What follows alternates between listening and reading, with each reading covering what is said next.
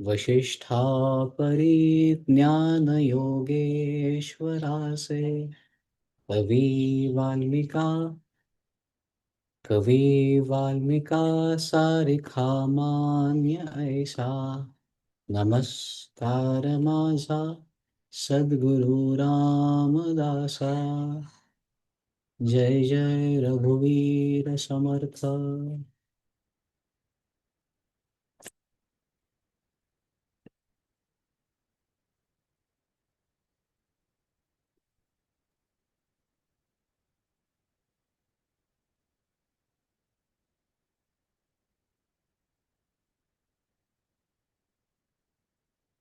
चौथ्या श्लोकाची सुरुवात करूया.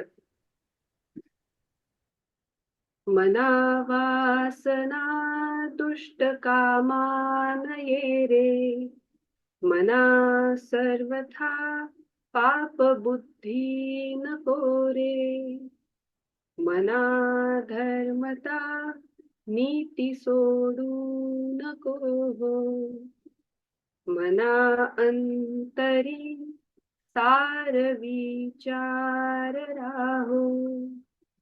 जय जय रघुवीर समर्थ. श्लोक 3 मध्ये आपण पाहिलं, प्रभाते मनी राम चिंतित जावा, पुढे वैखरी राम आधी वदावा, सदाचार हा थोर सांडून येतो, जनी तोचितो मानवी धन्य होतो.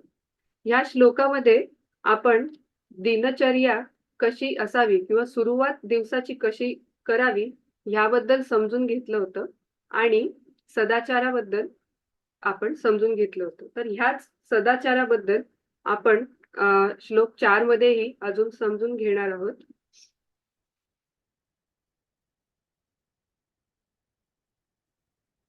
हे मना, दुष्ट वासना बाळगू नकोस, कधीही पापबुद्धी ठेवू नकोस, आपला धर्म आणि नीती कधी सोडू नकोस, नेहमी अंतरात सारासार विचार करीत जा.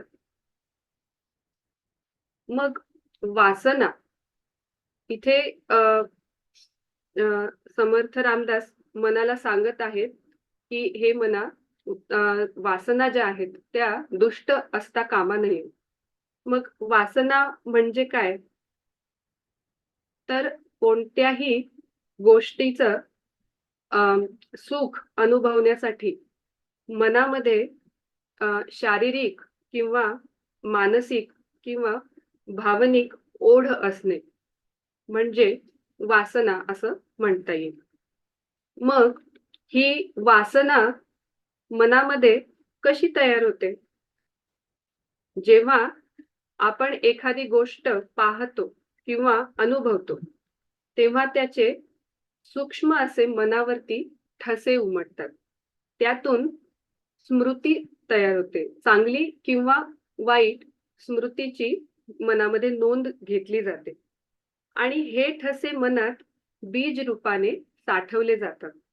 जेव्हा पुन्हा तशीच परिस्थिती येते किंवा विषय समोर येतो तेव्हा ते बीज अंकुरित होऊन वासना म्हणून ते प्रकट होतात. मन वर्तमानातील अनुभव, जुन्या आठवणी आणि कल्पनाशक्ती यांच्या मदतीने विषयाचा पुन्हा पुन्हा विचार करून वासनेला प्रबळ करते. मग ही वासना म्हणजे नेहमी वाईटच असते का? की वासना ही चांगली पण असू शकते? तर वासना म्हणजे माझ्या म्हणजे मला जो अर्थ समजला किंवा मी जो अर्थ यातून काढला तर 2 प्रकारची असू शकते.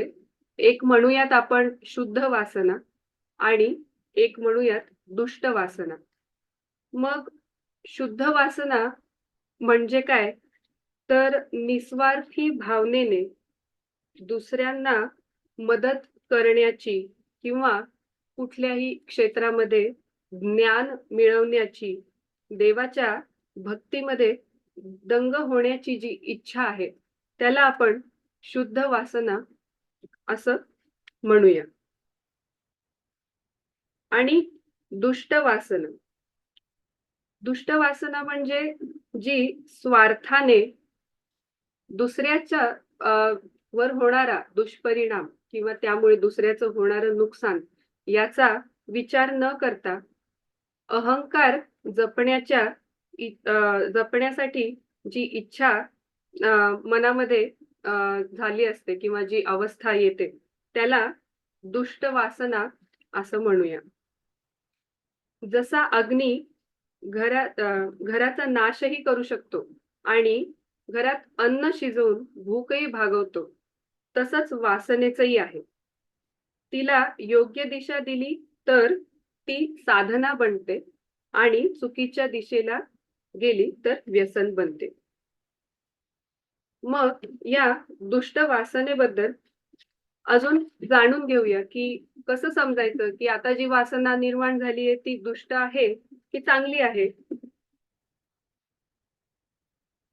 तर स्वार्थासाठी आणि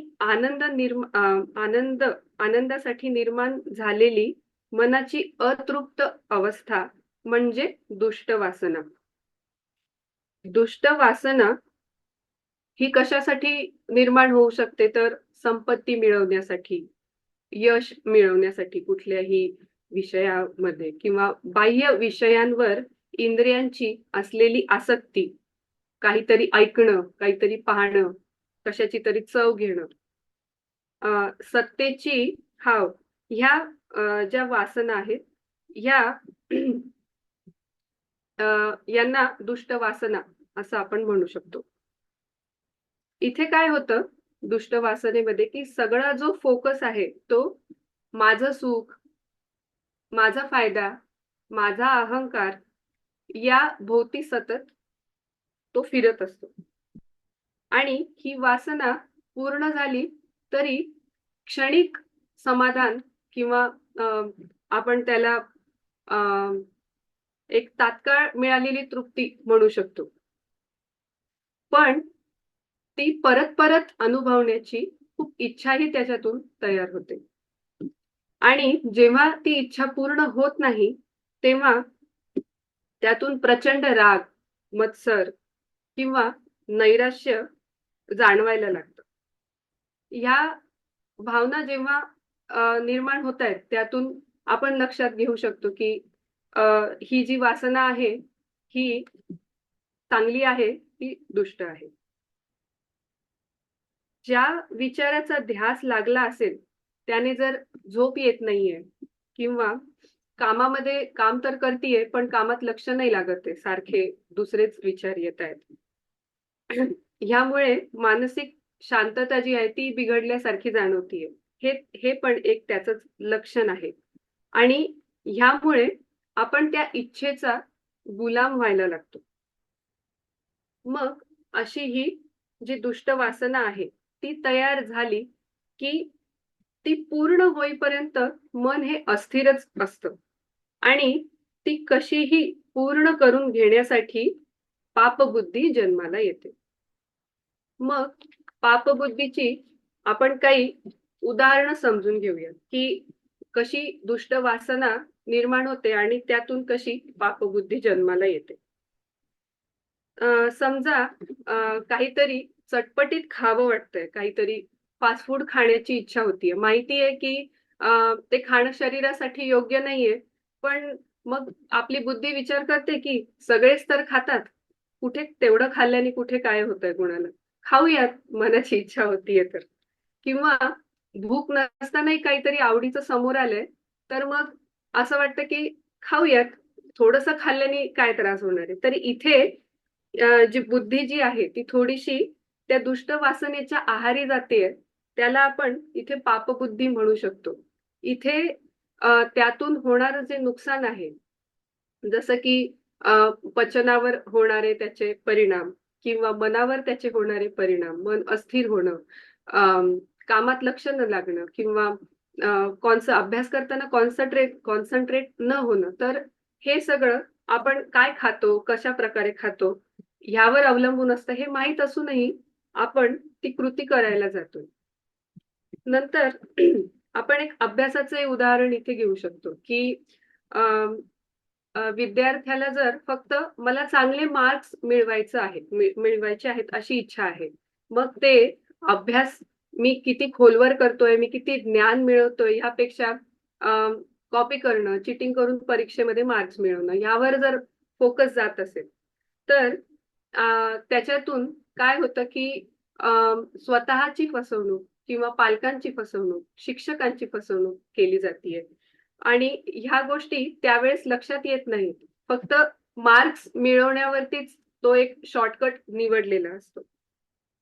ही पण झाली या वासनेकडे या वासनेतून काहीतरी मिळवण्याची जी इच्छा आहे त्यातून झालेली पापबुद्धीचा जन्म. त्यानंतर गृहिणींचं कधी-कधी असं होतं, की म्हणजे घरी सगळ्यांसाठी करताना, त्यांची काळजी घेताना, त्यांची खूप प्रगती व्हावी अशी त्यांना इच्छा असते. आणि त्यातून कधी-कधी आसक्ती निर्माण होते, की माझं ऐकलंच पाहिजे. माझं माझं खरं आहे. मी त्यांच्या चांगल्यासाठीच सांगते आहे, जे पण सांगते आहे. पण मग तरीही ते होत का नाहीये? तर ह्याच्यातून जो एक मनस्ताप होतो, तर काळजी घेणं त्यांच्यासाठी म्हणजे निस्वार्थीपणे करणं ही शुद्ध वासना झाली. पण त्याच्यातून आसक्ती निर्माण होत असेल, तर मग ती त्याला आपल्याला दुष्ट वासनाच म्हणायला लागेल. इथे दुष्टचा अर्थ अगदी दुष्ट असाच घ्यायचा नाहीये. पण जिथे आपलं मन त्या वासनेमुळे अस्थिर होत असेल, तर ती आपण इथे दुष्ट वासना म्हणूया. मग इथे काय होतंय, की अ, जेव्हा असा विचार केला जातो, की मी तर दुसऱ्याच्या चांगल्यासाठीच सांगतेय किंवा माझं ऐकलं पाहिजे. तर इथे कधी-कधी असंही होतं, की आपण इतरांच्या होणाऱ्या चुकांवरती खूप लक्ष ठेवतो. पण स्वतःच्या चुका कधी-कधी जस्टिफाय करतो, की म्हणजे मनासारखं घडून यावं म्हणून, की मी तर असं म्हणत होते किंवा हे असं व्हायला पाहिजे होतं किंवा याला दुसरंही काही म्हणजे सोल्युशन असू शकतं, काहीतरी उपाय असू शकतो, हे आपण त्या वेळेत तात्पुरतं विसरतो. तर ह्याला आपण इथे पापबुद्धीशी जोडू शकतो. आणि अ, जर समजा अ, ऑफिसमधलं उदाहरण घ्यायचं असेल, तर प्रत्येकालाच असं वाटत असतं, की दरवर्षी चांगली सॅलरी किंवा प्रमोशन झालं पाहिजे. आणि मग प्रमोशन हवं म्हणल्यावर त्यासाठी काहीही करण्याची इच्छा होते, की कोणाचं तरी क्रेडिटच घेतलं किंवा अ, इतरांचा कमीपणा दाखवून मी कसं काहीतरी चांगलं केलंय, हे ह्याचं प्रदर्शन करणं. तर ही झाली प्रमोशन मिळवण्याच्या वासनेतून तयार झालेली पापबुद्धी. नंतर एक उदाहरण आपण असंही इथे बघू शकतो, की अ, प्रतिष्ठेसाठी केलेला अनावश्यक खर्च किंवा साधनांचा उपयोग. म्हणजे असं होतं, की आपण पाहतो आपल्या अवतीभोवती समाजामध्ये इतरांकडे ते आहे अशी तुलना करतो आणि त्या तुलनेतून ते मलाही हवं आहे किंवा मलाही याचं प्रदर्शन करायचं आहे, की मी पण हे वापरतो किंवा माझ्याकडे गरज नसतानाही हे मी घेतलेलं आहे. तर इथे ही जी प्रदर्शन करण्याची किंवा तुलना जी केली जातीये, ही पापबुद्धीतूनच जन्माला येतीये. किंवा असंही वाटतं, की जर मी हे केलं नाही, तर लोक काय म्हणतील? ह्या कमीपणाच्या भावनेतूनही गोष्टी काही गरज नसतानाही केल्या जातात. तर याचाही विचार केला जाऊ शकतो. कधी-कधी असं होतं, की काम करताना ते पूर्ण करायची खूपच आसक्ती होते मनाला, की आत्ताच हे काम झालं पाहिजे, असंच झालं पाहिजे. तर हे जेव्हा लागतं तिथे, तेव्हा तिथे आपल्याकडून काय गोष्टी घडत आहेत, त्या आपल्याला लक्षात येत नाहीत. आपण ते जरी योग्य कारणासाठी करत असू, तेव्हा तिथे जसं की काम पूर्ण करायचंय, मग ते घाईघाईत केलं, काहीतरी घाई गोंधळ केला, काहीतरी सांडलंच किंवा काहीतरी नुकसानच झालं. अशा गोष्टीही घडायला लागतात. तर या मन अस्थिर झाल्यामुळे होतायत, हे लक्षात येऊ शकतं इथे आपल्याला. मग आता आपण ही सगळी उदाहरणं पाहिली, पापबुद्धी कशी निर्माण होतीये याबद्दल. मग या पापबुद्धीतून म्हणजे पैसा, पद, लोकप्रियता ही तर आपण मिळवू शकतो. पण मनःशांती ही कधीच मिळत नाही.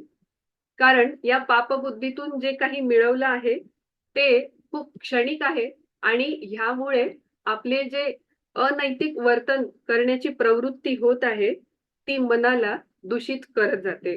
आणि हे इतकं हळूहळू होतं की आपले ते सवयीचा भागही बनतं आणि आपल्याला ते लक्षातही येत नाही की हे अनैतिक वर्तन आहे.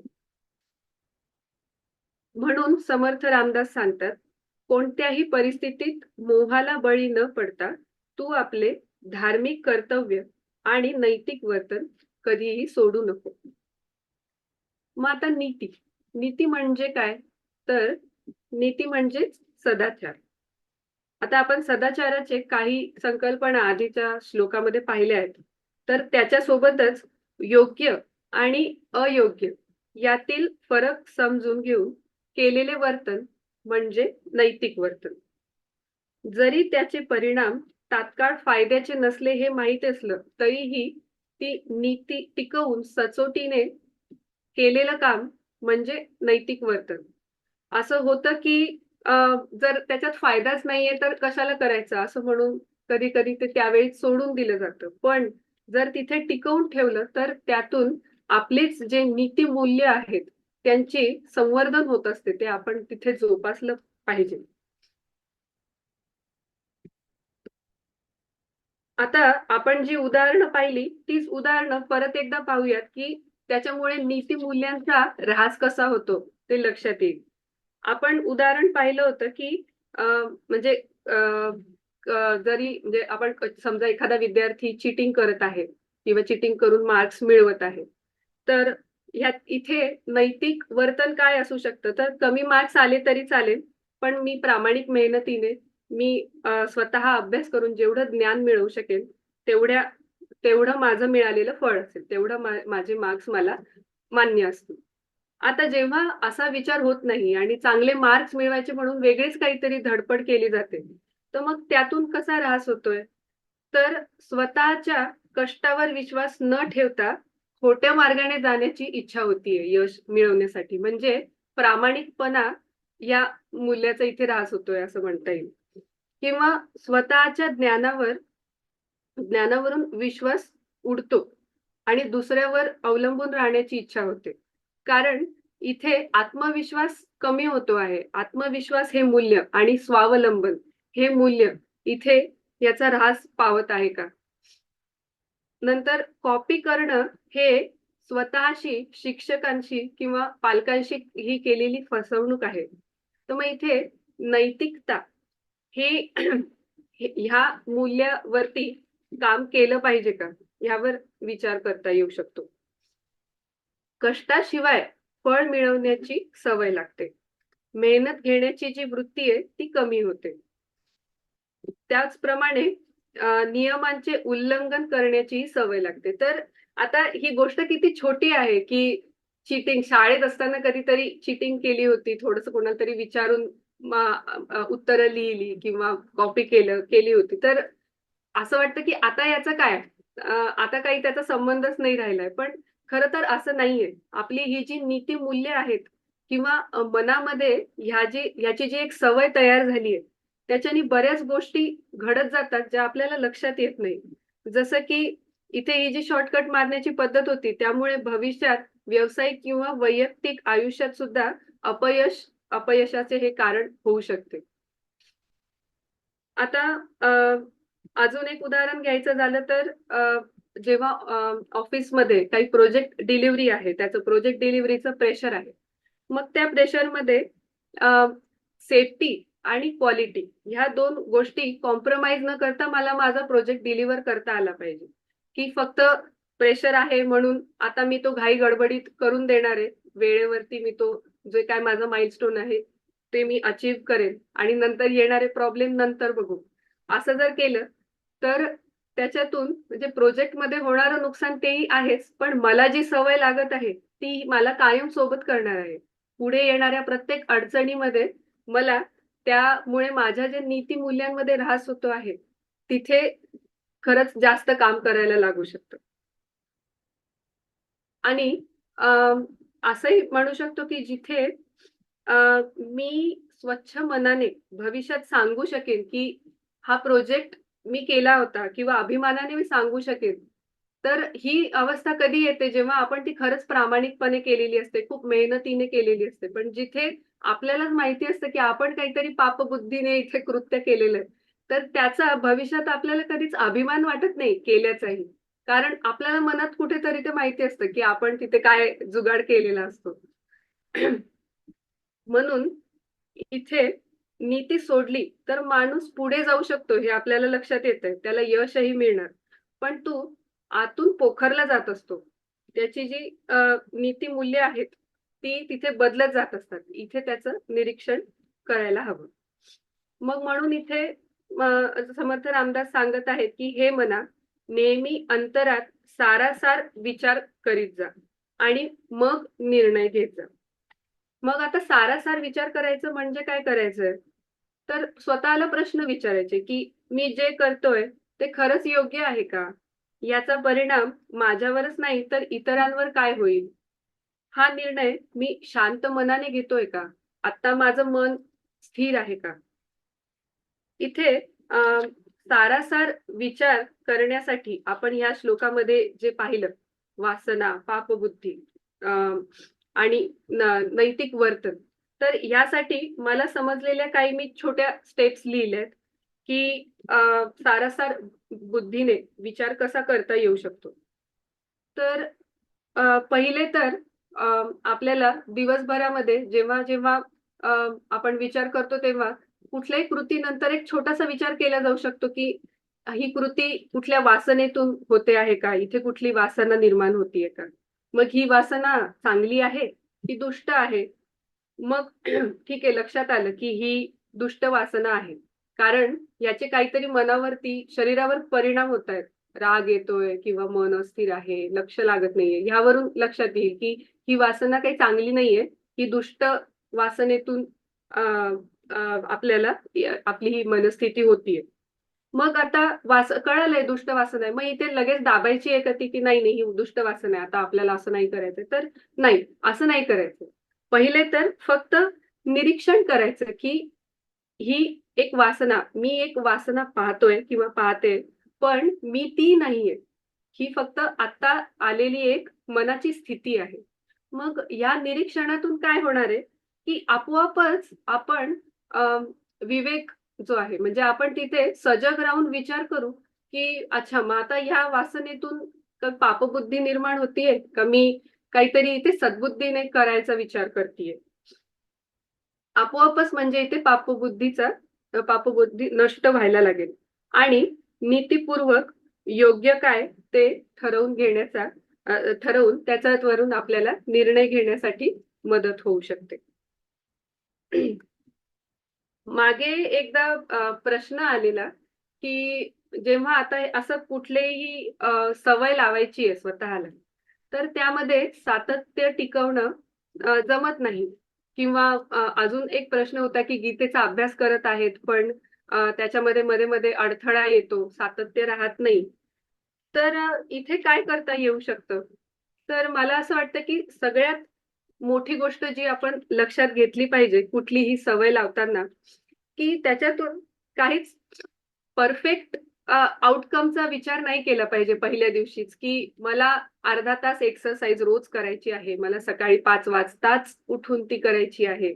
मग 6 वाजता उठलं की वाटतं, "अरेच्चा, वेळ गेली, आता नाही करता येणार." किंवा 30 मिनिटं करायची आहेत, पण माझ्याकडे 10च मिनिटं आहेत आता ऑफिसला जायची वेळ झालीये. अरे मग आज नको. तर यामुळे सुरुवात होत नाही किंवा सुरुवात केली असेल, तर एक दिवस तो परफेक्ट आपण ठरवलंय तसा प्लॅन होतो, पण मग परत दुसऱ्या दिवशी तो राहूनच जातो.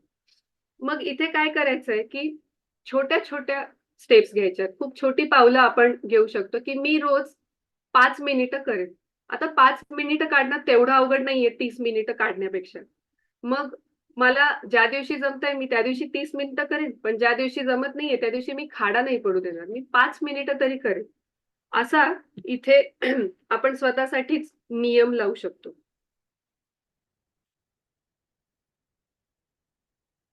असं आता याचंच अजून जर आपण आता जे सारासार बुद्धीबद्दल बोललोय, इथे आत्मनिरीक्षण करण्याची क्रिया आपण करण्याबद्दल बोलतोय.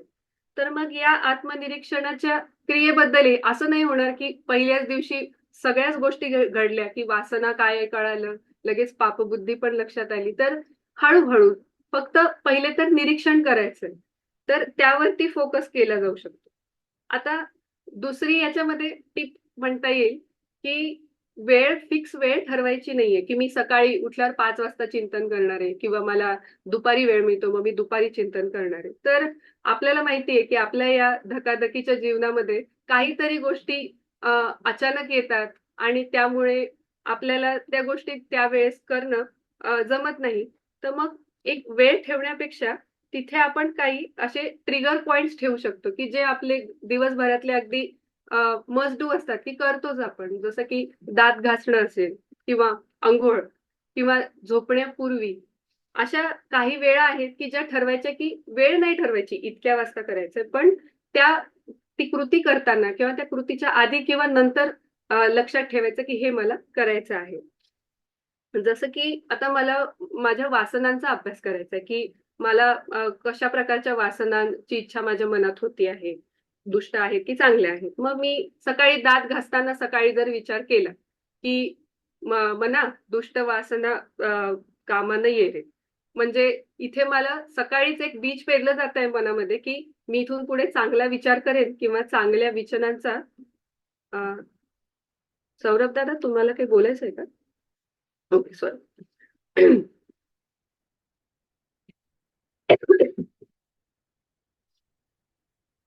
तर मग इथे आपण अशा छोट्या-छोट्या स्टेप्स ठरवू शकतो किंवा ऑफिसमध्ये ईमेल करताना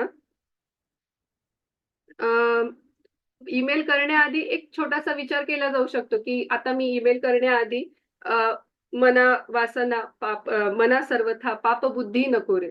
म्हणजे आता काय मी जी कृती करत आहे किंवा करणार आहे, तर त्यामध्ये कुठेही पापबुद्धी पापबुद्धीचा जन्म तर होत नाहीये ना. तर इथे याचं निरीक्षण करता येऊ शकतं किंवा गृहिणींना स्वयंपाक करता या गोष्टीचा विचार करता येऊ शकतो. सोशल मीडियावरती आता आपण कधी-कधी टाईमपास करण्यासाठी WhatsApp किंवा Facebook, Instagram काहीतरी पाहत असतो. मग ते पाहताना आधीच स्वतःला सांगितलेलं हवं, की ही एक वासना आहे. इथे मी तुलना करायला नकोय, की इतरांचं काय चाललंय, तसंच माझंही चाललं असावं का? किंवा मी कुठेतरी मागे आहे का? तर इथे स्वतःला हे म्हणजे सांगता यायला हवं, की ही एक वासना आहे आणि मी नीती टिकवून वागतो आहे किंवा वागते आहे. नंतर सातत्य टिकवण्यासाठी अजून एक महत्वाचं म्हणजे ब्रेक झाला म्हणून स्वतःला दोष देऊ नका, की काहीतरी अडथळाच आला, आता मला मध्ये काही दिवस जमलंच नाहीये करायला. मग आता मला काही जमतच नाहीये. असा विचार करण्यापेक्षा इथे अशा विचारांनी एनर्जी ड्रेन होते किंवा गिल्ट येतो त्याचा. तर त्यापेक्षा पॉझिटिव्ह विचार करा, की पुढच्या क्षणापासून मला जमतंय का करायला? ते मी करेन. आज अडथळा येतोय, पण उद्या येणार नाही, असा आधीपासून तुम्ही मनाला समजवा. म्हणजे तिथे सातत्य टिकवायला मदत होईल. नंतर जे काही दिवसभरात आपण आत्मनिरीक्षण करणार आहे, तर ते असं ट्रॅक नका करू, की टिक मार्क हे केलं, हे केलं. तर त्याला तसं टिक मार्क म्हणजे जसं की उदाहरण देते, की मी ठरवलंय, की मला कुठल्या प्रकारच्या म्हणजे बुद्धींचा जन्म माझ्या मनामध्ये होतोय, कुठलेही विचार करताना दिवसभरात. तर त्याच्यावर मला कंट्रोल करता आला का? हो किंवा नाही. असा टिक मार्क करण्यापेक्षा आज थोडं जमलं का मला जागरूक राहता येणं? मला राग आला, पण मला लक्षात आलं, की मला राग येतोय. इथे मी कसं शांतपणे रिस्पॉन्स करू शकते, कसं शांतपणे त्याला प्रतिक्रिया देऊ शकते. याचा विचार इथे केला जाऊ शकतो. कन्सिस्टन्सी म्हणजे रोज उत्तम नव्हे, तर रोज प्रामाणिक असणं आहे. सातत्य म्हणजे रोज उत्तमच असायला पाहिजे. ठरवलंय तसंच घडायला पाहिजे असं नाही, तर प्रामाणिक प्रयत्न हा दिसला पाहिजे. आणि समर्थ रामदासही आपल्याला इथे सांगतात की त्यांना परफेक्शन नकोय आपल्या वागण्यातून किंवा मनाकडून ते परफेक्ट वाग असं अपेक्षित नाहीये त्यांना. तर फक्त सतत मनाला तू जागं ठेव. एवढंच त्यांचं म्हणणं आहे. अ, इथे समर्थ रामदास या श्लोकातून आपल्याला सांगतायत, की वासना येणारच, पण ती चालवू नकोस. पापबुद्धी सुचेल, पण ती स्वीकारू नको. नीती कठीण वाटेल, पण सोडू नको. विवेक जागा ठेव, म्हणजे आयुष्य सोपं होईल.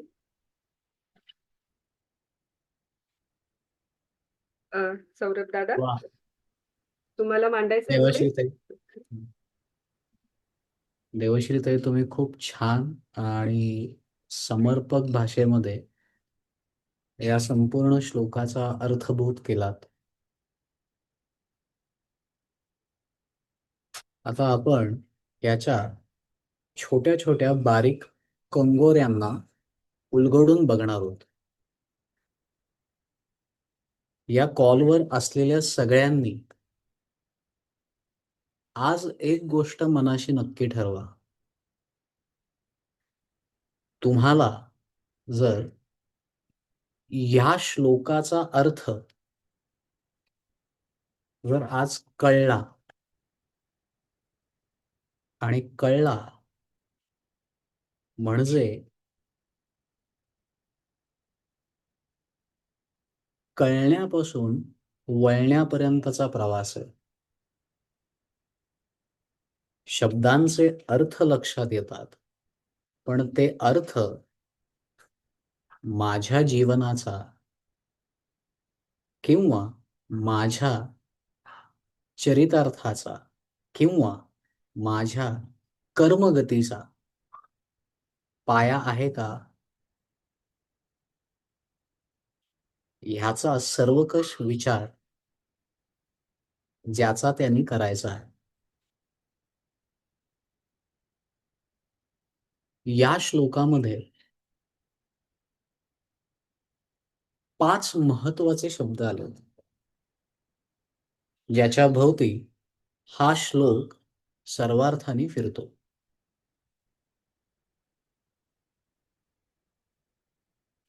माणूस चिंतन काही काळ करतो, नाव काही काळापर्यंत सजगतेने घेतो, परंतु त्याची कृती म्हणजे सदाचार हा सतत चाललेला असतो.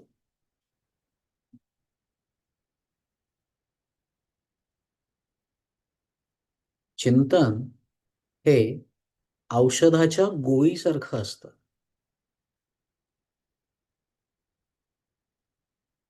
त्यानंतर येतं ते तोंडाने नाव घेणं आणि मग आचरण.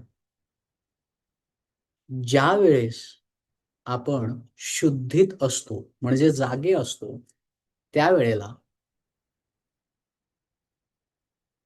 आता शुद्धीत असणं म्हणजे बऱ्याच वेळेला असं होतं, आपण जागे असतो पण आपण कुठेतरी बघण्यात किंवा विचारामध्ये मग्न असतो. मी त्याविषयी नाही बोलत आहे.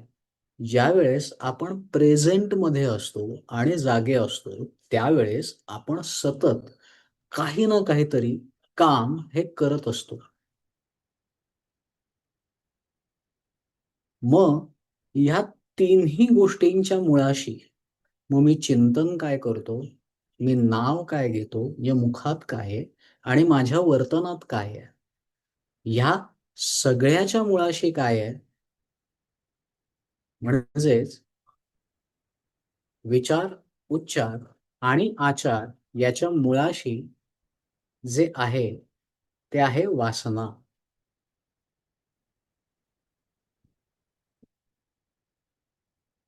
आता ही वासना ही फक्त मनुष्याला आहे का? समर्थांनी सुरुवातीला असं म्हणलंय, मना वासना दुष्ट कामा नये रे.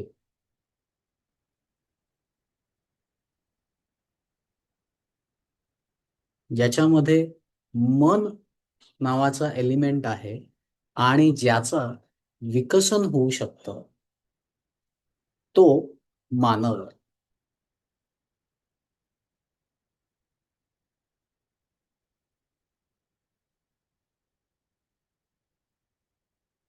लक्षात येतंय का बघा? जिथे मन आहे आणि त्या मनाचा विस्तार शक्य आहे, अशा प्रतिकृतीला मानव असं म्हणतात. हा मानव तयार व्हायच्या आधी भगवंतानी 83,99,999 एक्सपेरिमेंट केले. त्यानंतर हा मानवीय देह तयार झाला आणि याला सर्वश्रेष्ठ असं म्हटलं जातं कारण प्रत्येक निर्मितीला ज्याचं त्याचं मन हे आहे. पण जसं भर्तृहरी आपल्याला सांगतात, आहार निद्रा भयमैथुनम च, म्हणजे त्या मनाचा विकास त्याला ज्या नैसर्गिक भावना उत्पन्न होतात तिथपर्यंतच त्या मनाचा विकास संभवतो किंवा शक्य होतो. परंतु माणूस या चारहीच्याही पलीकडे जाऊन त्याच्या आतमध्ये विवेक जागृती संभवते.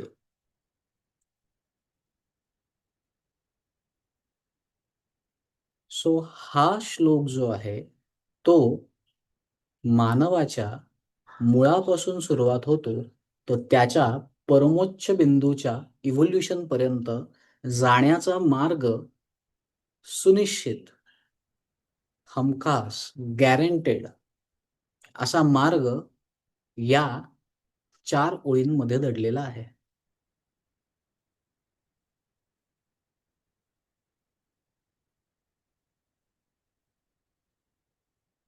लक्षात येतंय का पहा? 48 अक्षरांचा हा समुच्चय आहे, जो तुमच्या जीवनाला एका वेगळ्या उंचीवरती घेऊन जाण्याकरता मदतगार ठरू शकतो.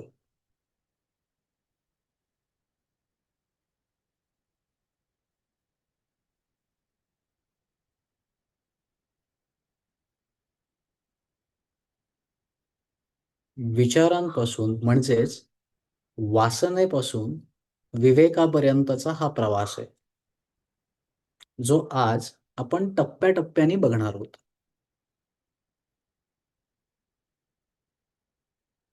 काय 5 प्रमुख शब्द आहेत या श्लोकामध्ये? पहिला आहे वासना, दुसरं आहे पाप, तिसरं आहे धर्मता, प्लस चौथं नीती आणि पाचवं आहे सारासार विचार. आणि हा सारासार विचार हा अंतरी असला पाहिजे.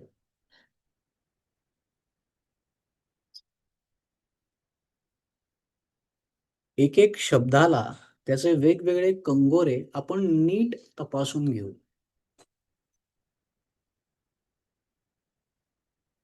आणि मग हे तपासून आपण खरंच ठरवू की आजपर्यंत माझ्या जीवनाचा जो प्रवास झाला तो कसा घडलाय बरं, आणि तो का घडलाय.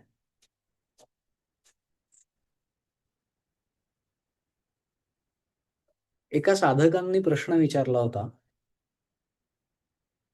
की आपण जन्माला येतो, मग आपण आपलं प्रारब्ध घेऊन जन्माला येतो, मग हे जे काही चाललेलं आहे ते प्रारब्धाधिष्ठितच आहे, मग त्याच्यामध्ये माझी चूक काय किंवा जे चाललंय ही त्या ईश्वराची इच्छा किंवा माझ्या नशिबाचा भाग असं म्हणून मी का जगू नये.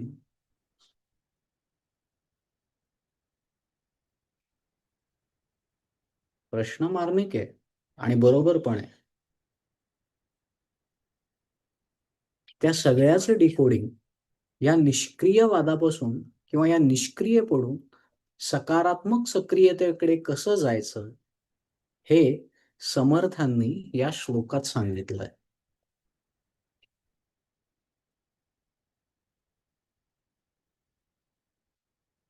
वासना काय असते? ही वासना मूळ संस्कृतातल्या वस धातूपासून या शब्दाची उत्पत्ती झाली आहे. वस म्हणजे राहणे, वास करणे किंवा ठसा उमटलेला असणे.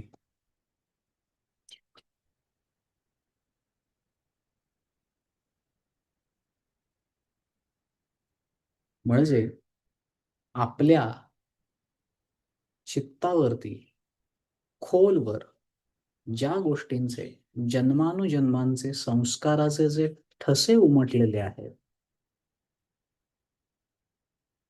त्याला वासना असं नाव देत आहेत शास्त्रकार. वासना या अत्यंत सूक्ष्म असतात. मग आता तुम्ही म्हणाल जे वास करतं माझ्या आतमध्ये त्याला जर वासना म्हणायचं तर मग इच्छा काय आहेत? इच्छा पण तर माझ्या हातूनच निर्माण होतात.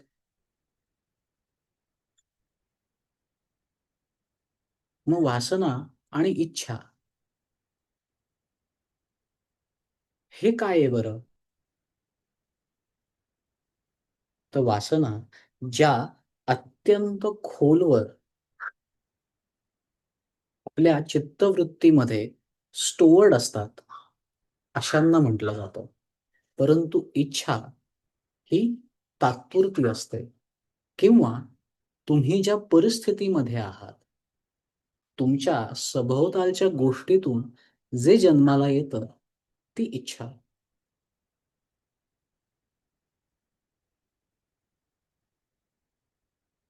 लक्षात येतंय का?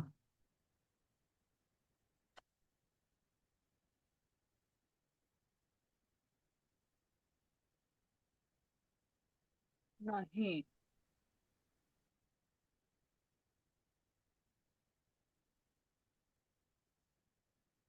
आपण बरोबर आहोत का सगळे? मला थमअप करून एकदा सांगा बरं. हो. परत एकदा सांगा. नाही बरोबर आहे.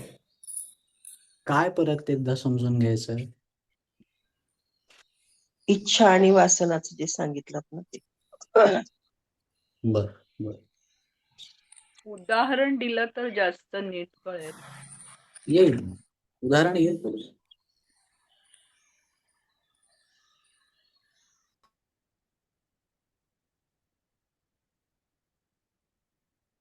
वासना ही जी खोलवर रुजलेली असते चित्तवृत्तीमध्ये त्याला म्हटलं जातं. आणि इच्छा ही क्षणिक असू शकते, तात्पुरता असू शकते.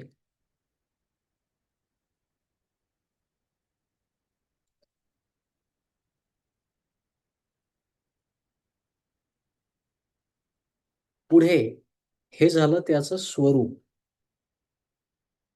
आता जाणीवेच्या पातळीवरती काय घडतं बरं? तर जाणीवेच्या पातळीवरती बहुतांश वेळेला किंवा बऱ्याच वेळेला आपल्याला ह्या ज्या वासना असतात आपल्या स्वतःच्या या आपल्यामध्ये नकळत कार्य करत असतात आणि इच्छा यांच्याकडे आपलं जाणीवपूर्वक लक्ष असतं. जसं आज रविवार आहे, मला आज भूक लागल्यावरती सकाळी छान ब्रेकफास्ट करायचा आहे. पण सकाळचा छान ब्रेकफास्ट मी कुठल्या पदार्थाचा करीन आणि मी नेमकं काय सेवन करीन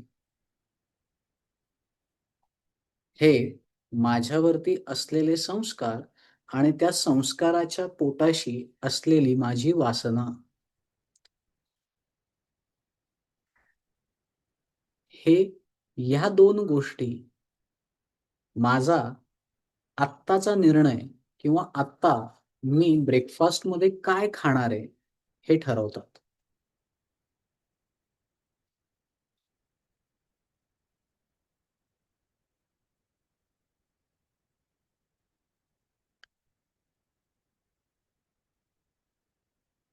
आता आपण एक तिसरा आयाम पण ह्याला बोलता बोलता ऍड केलेला आहे बरं का.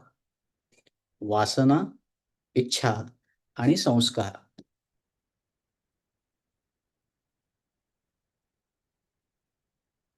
लहानपणापासून आपल्या सगळ्यांना सकाळी लवकर उठायला पाहिजे, व्यायाम करायला पाहिजे असे संस्कार असतात. बरोबर आहे? Everyone agrees? ह्या कॉलवरती असलेले जेवढे जण आहेत त्या सगळ्यांना त्यांच्या आई वडिलांनी लहानपणी लवकर उठ आणि व्यायाम कर असं नक्की सांगितलेलं आहे. सगळ्यांच्या गुरुजनांनी सांगितलेलं आहे. पण आपल्यापैकी किती जणांचा ओढा सकाळी उठून व्यायाम करण्याकडे असतो?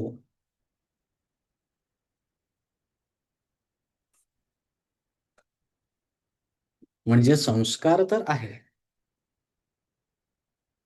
मग त्या संस्काराकडे माझा जो नॅचरल ओढा आहे ना, ती माझी वासना. आणि इच्छा म्हणजे काय, की आत्ता मला कोलेस्ट्रॉल वाढलंय आणि डॉक्टरांनी सांगितलंय की जर आता खाण्यावरती नियंत्रण नाही आलं किंवा व्यायाम नाही झाला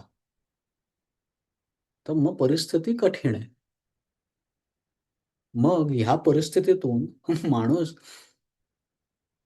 पटापट काही काही गोष्टी किंवा स्वतःच्या चरितार्थामध्ये किंवा दिनचर्येमध्ये जी सुधारणा करतो ती झाली इच्छा. संस्कार प्रत्येकावरती आहेत. मग ज्या ठिकाणी आपला आपोआप ओढा असतो ती आहे वासना. आणि जी परिस्थितीजन्य, आता परिस्थितीजन्य म्हणजे काय, तर तुम्ही ज्या आत्ता रोलमध्ये आहात, तुम्ही जे आत्ता दशेमध्ये आहात, ज्या टाइम आणि स्केलमध्ये तुम्ही ऑपरेट करताय, म्हणजे तुमचं स्वतःचं वय, तुम्ही कुठे राहता, त्याच्या सभोवतालची परिस्थिती, तुमच्यावरती असलेल्या जबाबदाऱ्या, या सगळ्याच्या अनुषंगाने त्या क्षणाकरता जे जरुरीचं आहे असं वाटतं, त्या म्हणजे तुमच्या इच्छा.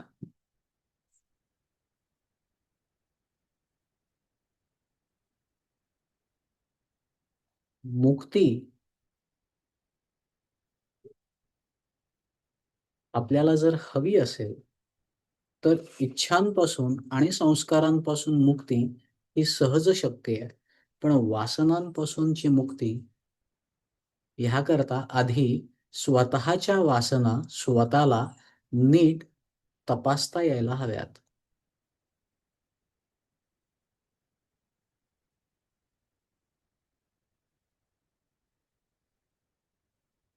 ह्या आठवड्याचा आपल्या सगळ्यांचा स्वाध्याय हा असणार आहे की मी जे काही करतोय किंवा माझ्या आतमधून जे काही घडतंय किंवा माझ्या जीवनात जे काही चाललेलं आहे त्याच्या मुळाशी माझी वासना आहे, माझी इच्छा आहे, का माझ्यावरती झालेले संस्कार आहे.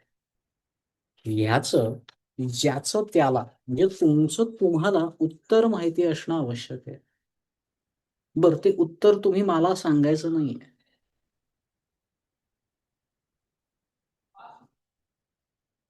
हे उत्तर तुमचं तुम्ही स्वतःला द्यायचं आहे.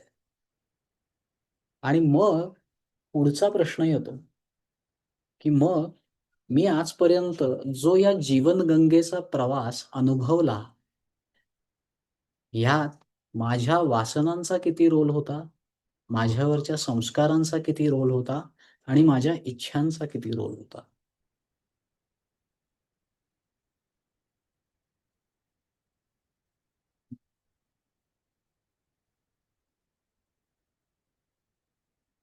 नीट विचार करा.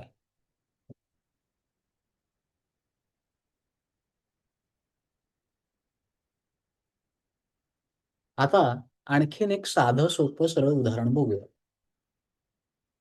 इथे किती जणांना गोड खायला आवडतं बरं? कोणी अनम्यूट करून बोलायची गरज नाही, फक्त थमक केलं तरी चालेल, माझ्या लक्षात येतं.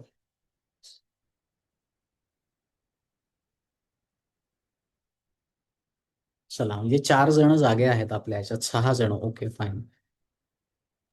सर आम्हाला पटापट करता येत नाही ते. हा, नाही, ठीक आहे, काही हरकत नाही. मग आता गोड खाण्याची लहानपणी, आता आंब्याचा सीझन आहे, आंबे सगळ्यांनी खाल्ले असतीलच. तर मग उन्हाळ्यामध्ये आंबे येतात आणि उन्हाळ्यात आंबे खावे हा झाला संस्कार, कारण ते बाधत नाहीत. त्या आंब्याच्या त्यातला सुद्धा तो हापूस आंबा किंवा पायरी आंबा, त्याचा मागच्या वेळेला जे खाल्लं ना, तो जो त्याचा अनुभव आहे ना, ती झाली आठवण. आणि या गोड्यामध्ये आंब्याकडे वळायचं का मिठाईकडे वळायचं का आईस्क्रीमकडे वळायचं या उन्हाळ्यात, का फ्रूटकडे जायचं, दुसऱ्या कुठल्या तरी कलिंगडाकडे जायचं? मग आंबा निवडतो आपण, कलिंगड निवडतो, आईस्क्रीम निवडतो, बर्फाचा गोळा निवडतो का मिठाई निवडतो? गोड तेच आहे, पण मी कुठे जातो? माझी मूलभूत वासना, माझी मूलभूत ओढ ह्यापैकी कुठल्या गोष्टीकडे आहे?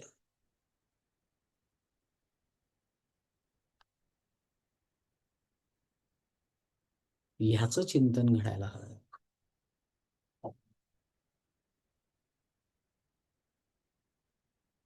आता फरक लक्षात येतोय? पण यातही हा मला आंब्याची ओढ वाटतेय, पण हा. आता उपलब्ध आहे जी गोष्ट त्याच्याकडेच आपला ओढा असणार ना, की जी उपलब्ध नाहीये. आंबे अजून 1 महिन्यानी स्वस्त होतील तेव्हाच घेणार आपण. हा, पण म्हणून ओढ कुठे जाते? ओढ कमी झाली का त्याच्याविषयीची? ती ती आपोआप तुमची होते की अपरिहार्यता आहे.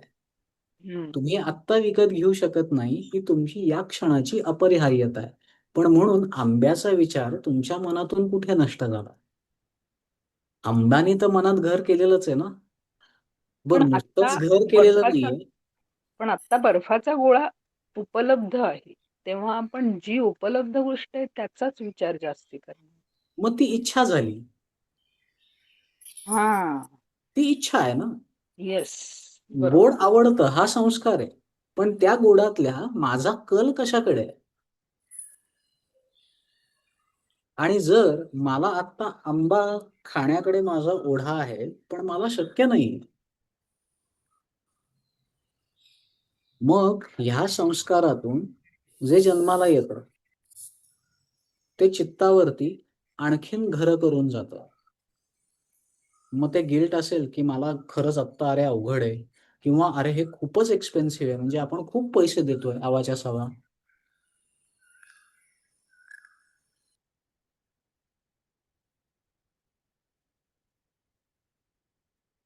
आंबा हे एक उदाहरण आहे.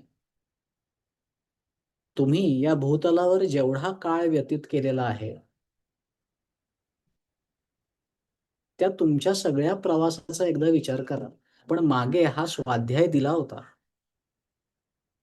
की तुम्ही न्यूट्रली तुमच्या जन्मापासून ते आत्तापर्यंतचा प्रवास खरंच प्रामाणिकपणे बघा. जसं सूर्यनारायण येतात आणि जातात, त्यांच्या प्रकाशात कोणी शेती करतं तर कोणी युद्ध करतं, तसं तुमच्या जीवनाचे सूर्यनारायण होऊन तुमच्या अथपासून इथपर्यंतचा प्रवास पुन्हा एकदा याची देही याची डोळा पाहून बघा.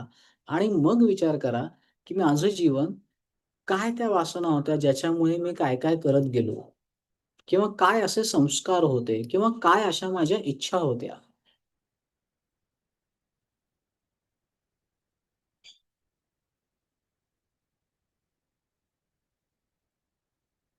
फरक लक्षात आला? वासना काय, इच्छा काय आणि संस्कार काय? हे नीट बारकाईने आपल्याला समजून घ्यायचं आहे. आपण कुठेही गडबड करणार नाही, कुठेही काही घाई गडबड नाही आपल्याला. पण हे जर एकदा नीट कळलं ना, तर याची देही याची डोळा आपण आपल्या आयुष्यात मुक्ती सोहळा साजरा करू शकतो.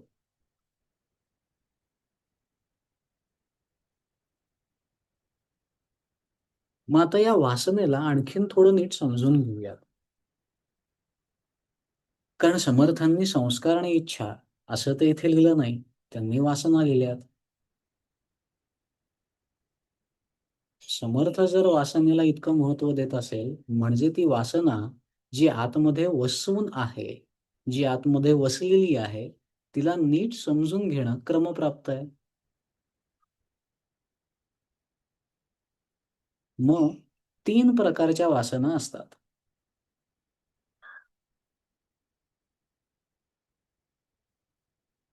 पहिली वासना असते, तिचं नाव आहे भोग वासना. दुसरी जी वासना आहे, तिचं नाव आहे लोक वासना.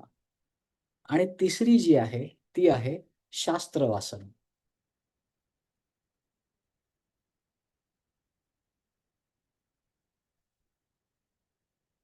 आपल्या पूर्वजांनी हे सगळं जीवन इतकं सूत्रबद्ध आणि इतक्या छान पद्धतीने सांगितलंय.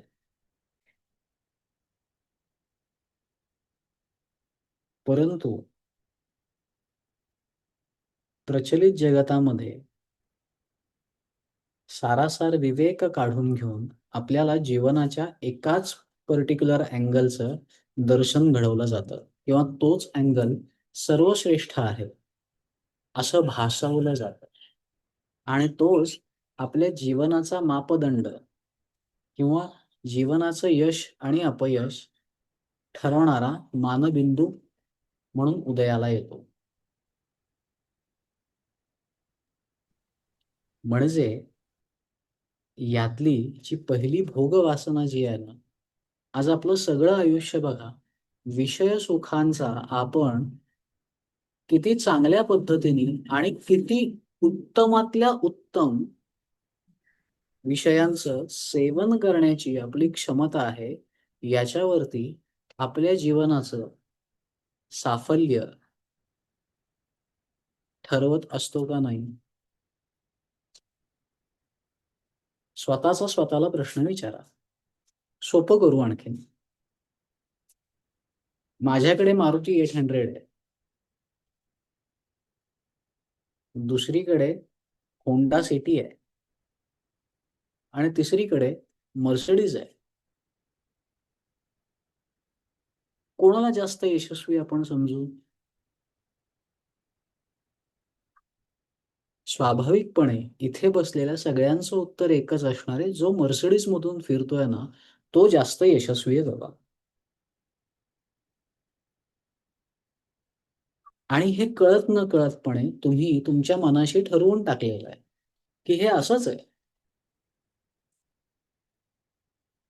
पण ते खरंच तितकं खरं आहे का? असा विचार आपल्यापैकी किती जणांनी केलाय? का असा विचार करायचं आपल्याला सुचलं पण नाहीये?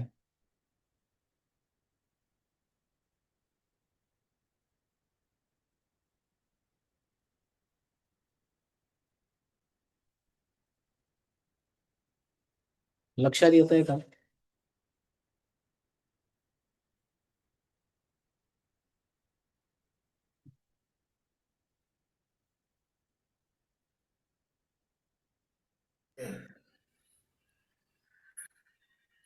मग आपल्या जीवनाचे मापदंड किंवा आपल्या जीवनाचं जर आधार आपण फक्त भोगवासनांमध्येच जर अडकून ठेवलेले असतील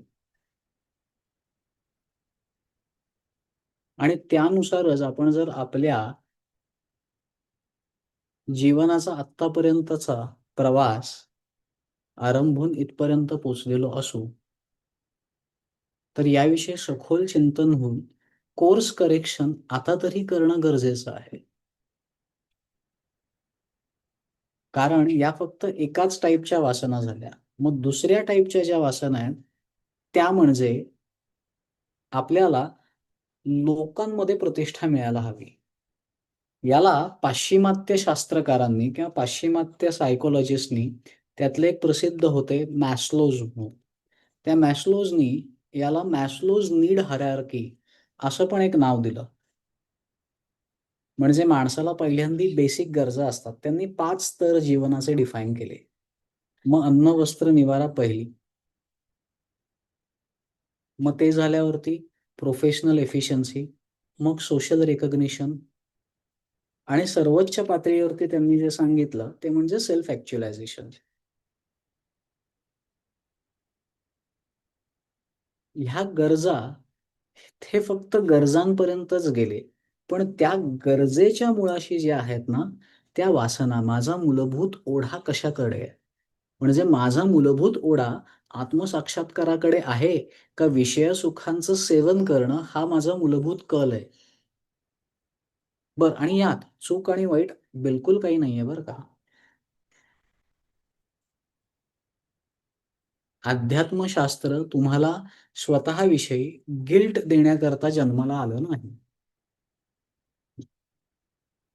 आणि अध्यात्मशास्त्र तुम्हाला मेल्यानंतर कुठला तरी स्वर्ग मिळावा यासाठी सुद्धा जन्माला आलेलं नाही. अध्यात्मशास्त्र हे स्वतःच स्वतःला नीट समजून घेण्याचं शास्त्र आहे. स्वतःविषयी नीट माहिती करून घेण्याचं शास्त्र आहे.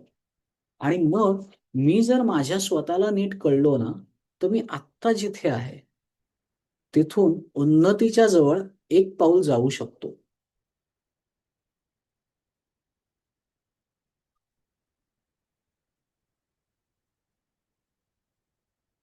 त्यामुळे असं कोणीच वाटून घेऊ नका, की अरे माझ्याकडे भोगवासना एवढ्या म्हणजे मी काहीतरी चूक केली का काय? असं बिलकुल नाहीये.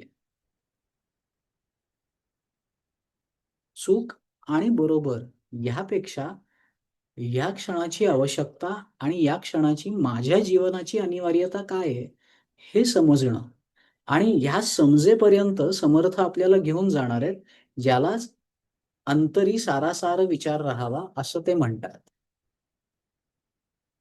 फक्त आत्तापर्यंतचा प्रवास कसा घडला, का घडला?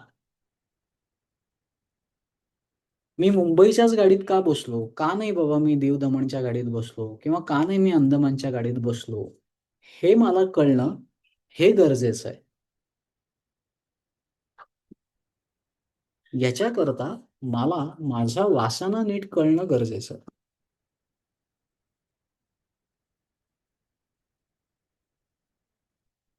मग लोकवासना जी असते ना, ती लोकांमध्ये आपल्या लोकांनी मान द्यावा, सन्मान द्यावा किंवा लोक माझ्याविषयी काय म्हणतायत, हा माझ्या जीवनाचा आधार असतो.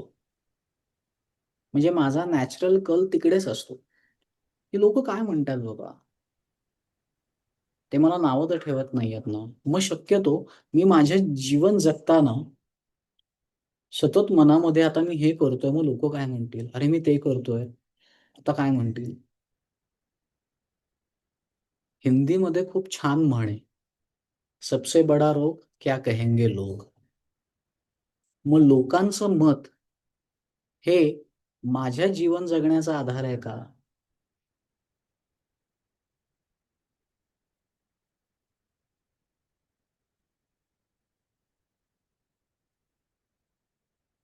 याचा विचार करायला हवा. मग हे लोक तरी कोण आहेत बरं? हे माझ्या आजूबाजूचे आहेत, माझे आई वडील आहेत, का माझे मित्र आहेत, का संत आणि सज्जन मंडळी काय सांगतायत? मग त्यांना अपेक्षित असं माझं जीवन आहे का? आणि मग त्यांना अपेक्षित जर माझं जीवन असेल, तर मग आपण मागच्या श्लोकात ऐकलंय, जनी तोची तो मानवी धन्य होतो. संत सज्जनांनी सांगितलंय, जर त्यांच्या वचनांप्रमाणे आपण चाललो तर धन्यता त्याच्यातच मिळणार आहे.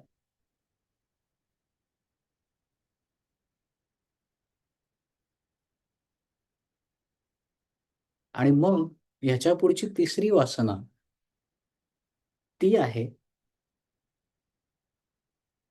ज्ञान वासना. म्हणजे काय? तर मला ज्ञान जे अक्षय अजर असं जे ज्ञान आहे त्याच्याकडे माझा असलेला मूलभूत कल, म्हणजेच मला मी स्वतः काय आहे आणि कसा आहे हे समजून घेण्याकडे असलेला माझा कल, ही झाली तिसरी वासना. आणि याच्यामध्ये ही वासना फार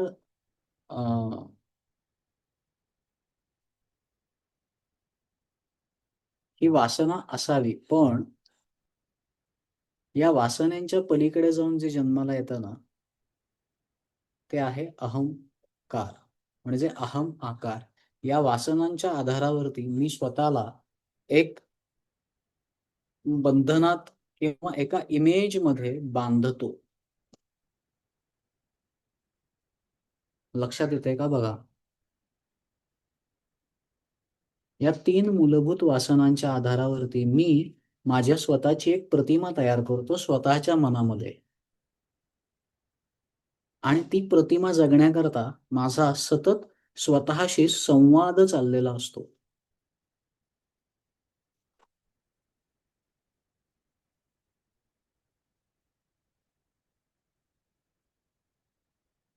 थोडं आपण सूक्ष्म पातळीवरती जातोय. पहिल्यांदा आपल्याला वासना काय आहेत त्या नीट समजून घ्यायच्या.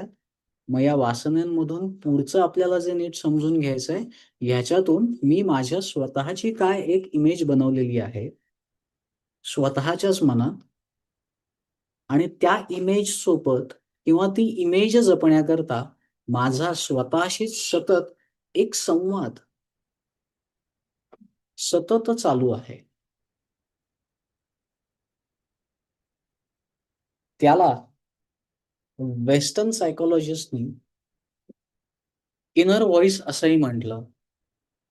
माय लिटिल इनर व्हॉइस असंही त्याचं नामकरण केलंय. मग तो माझ्या आतला हा जो इनर व्हॉइस आहे तो काय आहे?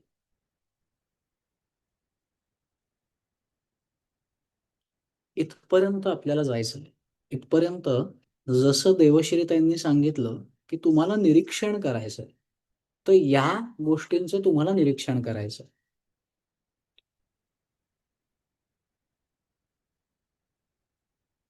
आणि या निरीक्षणामध्ये सगळ्यात जी तिसरी महत्वाची वासना आहे ना, त्याचा एक डिसएडव्हान्टेज तुम्हाला सांगतो. बाकीच्या वासना कंपॅरेटिव्हली समजणं किंवा त्याच्यातल्या रॉंग अंडरस्टँडिंग दूर करणं सहज शक्य आहे, सोपं पण आहे. पण ज्ञानाविषयी शास्त्राविषयी असलेली वासना आणि त्या वासनेतून जन्माला आलेला अहम आकार, स्वतःची इमेज, ही इमेज म्हणजे काय की मला सर्वार्थाने सगळं कळतं किंवा माहिती आहे, असं जर काही माझी समज बनली, अशी जर काही माझी धारणा बनली,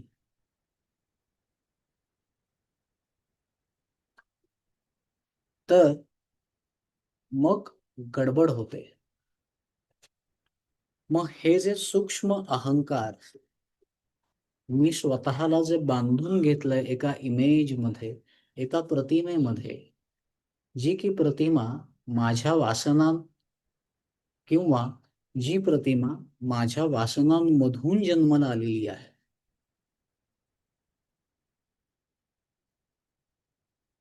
याच्याविषयी नीट आणि नेमकं चिंतन तुमचं घडायला हवं. मागच्या पोलमध्ये बऱ्याच जणांनी असं सांगितलं होतं की प्रभाते मनी राम चिंतित जावा.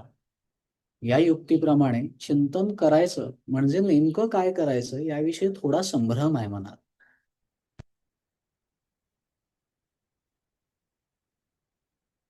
एक 2 मिनिटात मी तो संभ्रम किंवा काय नेमकेपणाने करायचं हे सांगतो. सकाळी उठल्यावरती ज्यावेळेस तुमची झोप पूर्ण होते, त्यावेळेस 1च मिनिटं घेतो. विषयापासून थोडं आपलं डायव्हर्जन होतंय, पण ज्यांना ह्याच्याविषयी पुन्हा क्लॅरिटी हवी आहे त्यांनी आपला 5वा नंबरचा स्वाध्यायाचं रेकॉर्डिंग पुन्हा बघावं. त्याची लिंक पण ग्रुपवरती आहे, पण तरी प्रश्न आलाय म्हणून सांगणं गरजेचं आहे. तर सकाळी उठल्यावरती झोप पूर्ण झाल्यावर पहिली गोष्ट तुम्ही जी करू शकता ती म्हणजे स्वतःच्या श्वासाबरोबर तुम्ही राहू शकता. हे पहिली गोष्ट, ज्याला आपल्याकडे सोहम ध्यान असंही म्हटलंय. श्वास आत जाताना आणि श्वास बाहेर येताना जो एक सूक्ष्म नाद होतो, जो हवेच्या आणि त्वचेच्या संघर्षातून किंवा घर्षणातून जन्माला येतोय, तो सोहम, तो ऐकण्याचा प्रयत्न करायचा आहे. किंवा त्याचं ऐकण्याचा प्रयत्न करणं म्हणजे असा नाद येतोय का याकरता आपल्याला खूप शांत व्हावं लागतं. आजूबाजूची परिस्थिती सुद्धा खूप शांत असावी लागते आणि मग त्या नादापर्यंत तुम्ही पोहोचू शकता. हे चिंतन झालं. याला कोहमचं उत्तर सोहम असंही म्हटलं जातं. अशा पद्धतीच्या चिंतनातून तुम्ही त्या आत्मतत्वापर्यंत पोहोचण्याचा प्रयत्न करू शकता. हे झालं एक प्रकारचं चिंतन. हे फिजिकल आहे, सोपं आहे, सहज साध्य आहे. याच्यावरती सध्याच्या या 21व्या युगामध्ये बऱ्याच जणांनी खूप उहापोह केलाय. बऱ्याच ठिकाणी याचे वर्ग पण होतात. आता ह्याच्या पुढचं चिंतन, हे चिंतन तुलनेने सोपं आहे, कारण श्वास येतोय जातोय त्याचं निरीक्षण करायचं आहे. आता ह्याच्या पुढचं चिंतन जे आहे ते थोडं मानसिक पातळीवरती किंवा विचारांच्या पातळीवरती घडणारं आहे. ते ज्यावेळेस परब्रह्म तत्व आहे ते या विश्वामध्ये ईश्वर रूपाने आकारबद्ध होतं. म्हणजे आपल्या विश्वाच्या कॉन्टेक्स्टमध्ये ते जे चराचरात व्यापून उरलेलं जे तत्व आहे त्या तत्वाला आपण ईश्वर असं संबोधन देतो.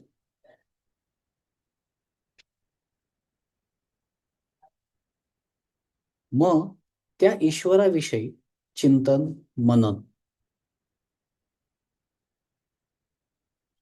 आणि तिसऱ्या पद्धतीचं जे म्हटलं की हा ईश्वर ज्या वेळेस आपल्या सर्वसामान्यांमध्ये येतो ते त्याचं अवतार कार्य असतं.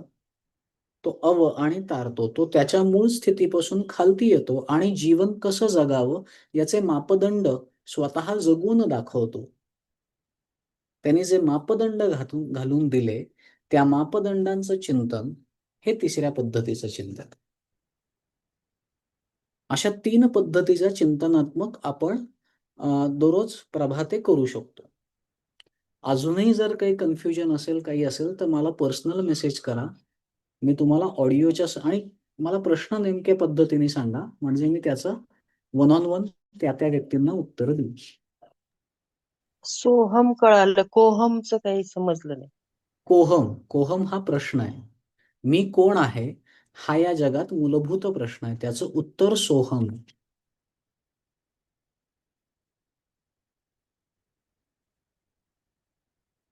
असं म्हणतात, मूल ज्यावेळेस जन्माला येतं त्यावेळेस ते रडतं म्हणजे काय, ते कोहम कोहम असा उच्चार करत असतं. कॅ कॅ कॅ जो आवाज असतो ना तो कोहम. मी कोण आहे, मी कोण आहे, मी कोण आहे. त्याचं उत्तर आहे सोहम.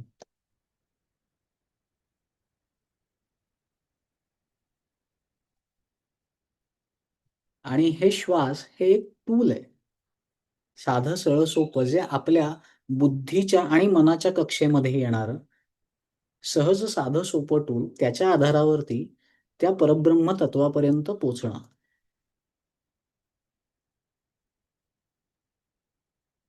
त्या परब्रह्म तत्वाचं ईश्वरीय रूपाने जे कार्य चालतं त्याचं चिंतन किंवा त्याला समजून त्याचं चिंतन करणं थोडं कठीण आहे. आणि याच्यानंतर सगळ्यात सोपं म्हणजे तो ईश्वर ज्यावेळेस अवतार रूपाने खालती येतो तर त्यांनी कसं आयुष्य जगलं, तर त्याच्या आयुष्य जगण्याचे जे मापदंड होते, त्यांनी जे मापदंड किंवा जे आचरण शुद्धता जी घालून दिली, तर त्याच्या जीवित कार्याचं चिंतन आणि त्या चिंतनातून काय मापदंड मिळाले आणि ते मी माझ्या जीवनात कसे उतरवू शकतो याविषयीचं चिंतन. अशा 3 पद्धतीची चिंतन आपण बघितली. आता आपण आजच्या पुन्हा टॉपिककडे येऊ. सॉरी. 3 वासना. या 3 वासना स्वतःची प्रतिमा तयार करतात आणि त्या प्रतिमेशी आपला सतत संवाद चाललेला असतो आणि त्या संवादातून आपलं जीवन आकाराला येतं. हा स्वतःविषयीचा संवाद जो आतमध्ये चाललाय तो जर तुम्हाला जिंकायचा असेल, तो जर मास्टर करायचा असेल, हा संवाद तुमच्या जीवनातलं यश आणि अपयश ठरवतो. तर तुम्हाला स्वतःला आधी तुमच्या वासना नीट समजून घेणं, उमजून घेणं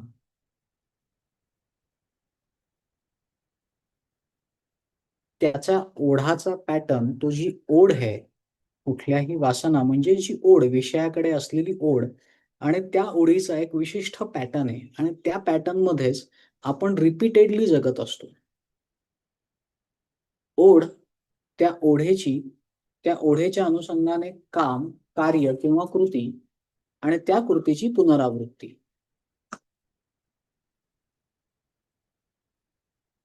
याला म्हणतात आपलं जीवन. कळलं का मी काय म्हणलो ते?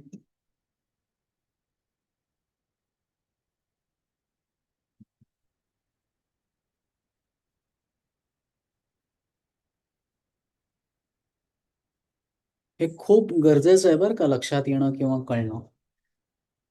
नसेल कळलं तर प्रश्न इथेच विचारा. अजून एकदा सांगा बरं, सोपं करून थोडं. काय सोपं करून ऐकायचं? म्हणजे ओढ, वासना, इच्छा हे जे सांगितलं ना, हम्म, ते थोडंफार कळालं. संस्कार, बरोबर. संस्कार पण थोडे कळाले. वासना, बरं. इच्छा कळाली, पण संस्कार नाही कळालं. संस्कार म्हणजे कसं, की आता तुम्ही तुमच्या मुलांना सांगता की नाही, की "बाबा तू उठ आणि दररोज संध्याकाळी देवापुढे दिवा लाव." हा संस्कार. किंवा दररोज पहाटे लवकर उठायला हवं. हा झाला आई-वडील मुलांवरती करत असलेला संस्कार. जोपर्यंत मुलं आपलं ऐकत असतात, तोपर्यंत ते आपण जे सांगतो ते निमूटपणे ऐकतात. ज्या दिवसापासून त्यांचं ऐकणं बंद होतं, ती झाली त्यांची वासना, त्यांचा मूलभूत ओढा कशाकडे आहे. हो, कळालं कळालं. आता आलं लक्षात? हो, आलं.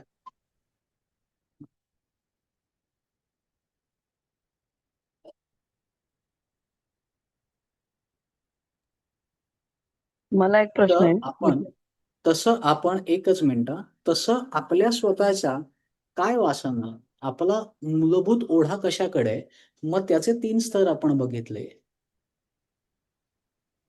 त्यातलं पहिलं होतं भोग वासना, दुसरं होतं लोक वासना आणि तिसरं होतं शास्त्र वासना.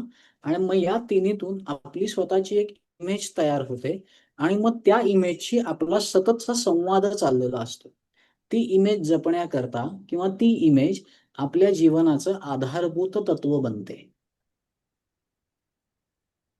ह्या प्रिन्सिपल पर्यंत आपण येऊन थांबलेलो आहोत आणि आता आपण म्हणतो की कोणाला काही प्रश्न असतील तर विचारा. कोणतरी मला प्रश्न विचारत होतं.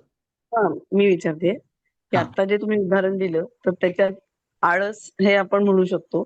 मग आळस म्हणजेच वासनेचं एक उदाहरण झालं का? की मुलं उठली नाही आणि जे आपण संस्कार केला, की उठून व्यायाम केला पाहिजे. पण हं. उठलं नाही. मग उठलं नाही हा वासनेकडे म्हणायचं का तो आळस हा पण वासनेचाच एक म्हणजे आपण म्हणतो उपदोष तसं आलं. हां. ते थोडं स्पष्ट करावं. करेक्ट. आणि दुसरा प्रश्न होता, की वासना आणि इच्छा ही पर्सन वाईज वेगवेगळी टर्म असू शकते. तर हे बरोबर आहे का? येस. म्हणजे वासना आणि हं. जसं मगाशी तुम्ही सांगितलं, की जसं-जसं आर्थिक परिस्थिती आपली वेगळी होत जाते आणि त्यावेळेला एखादी गोष्ट आपण अफोर्ड करू शकतो म्हणून आपण ती वापरतो. मग त्यावेळेला ती वासनेत जाते का? का ती गरज असते? आणि काही वेळेला आपण कम्फर्ट झोनसाठी सुद्धा ती वापरतो. मग ती वासना आहे. मग तेव्हा तो माणूस पायी जाऊ शकत असतो. नाही जाऊ शकत असं नाही. हं. तर ते थोडं मला हवंय. मग ते आपण वासनेत मोडायचं की इच्छेत मोडायचं? करेक्ट. छान.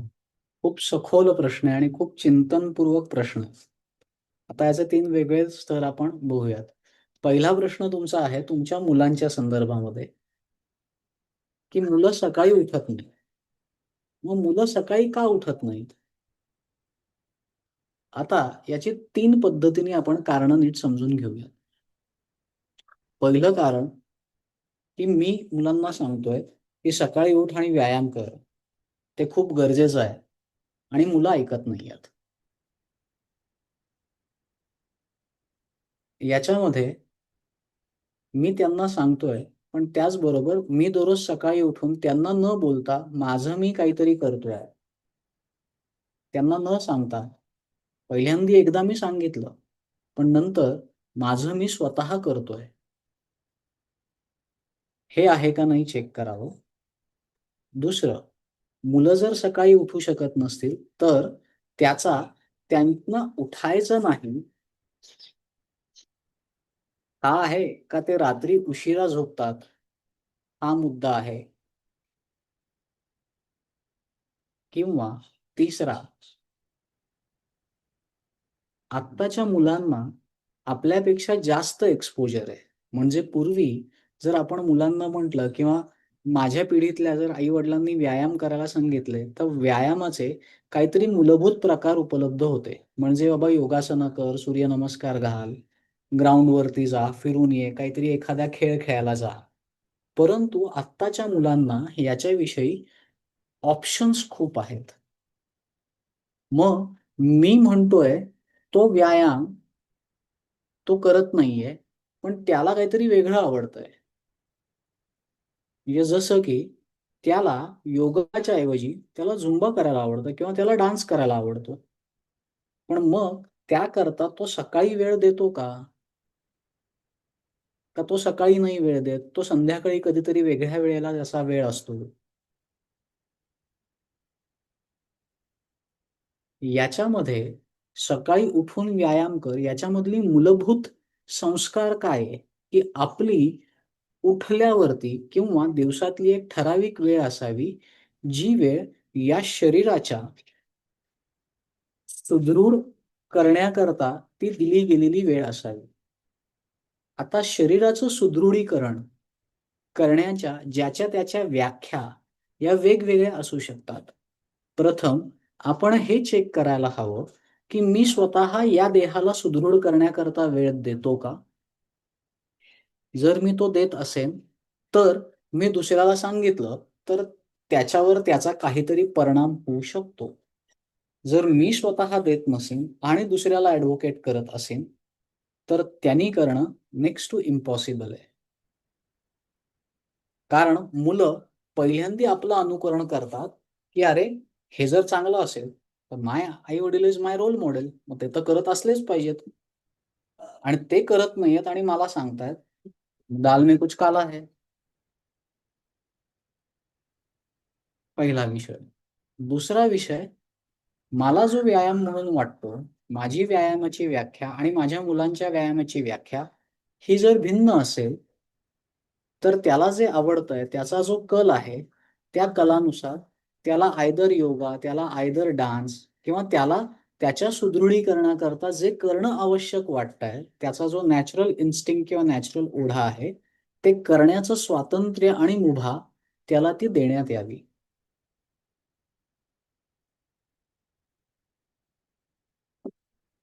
स्वतःच्या शरीराचं सुदृढीकरण व्हावं हा मूलभूत संस्कार आहे.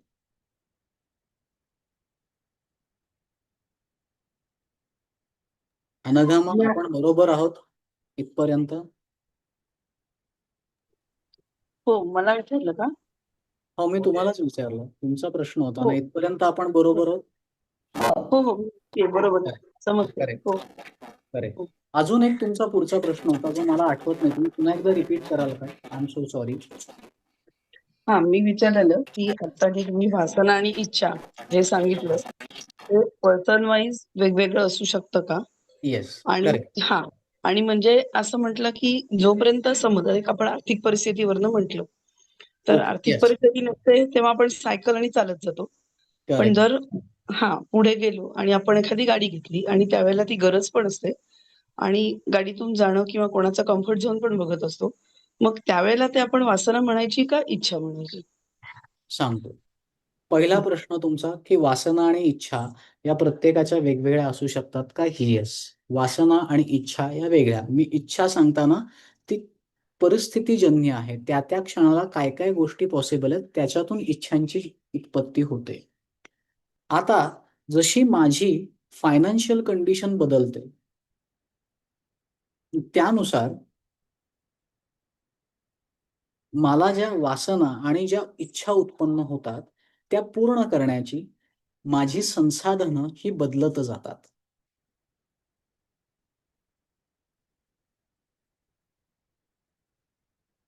लक्षात येतंय का बघा? आता याच्यामध्ये तुमच्या प्रश्नामध्ये एक उपप्रश्न किंवा एक मेख अशी आहे की तुम्ही याच्यामध्ये पर्पज विषयी बोलताय, तुमच्या उद्दिष्टाविषयी बोलताय की उद्दिष्ट निहाय आपले टूल बदलू शकतात.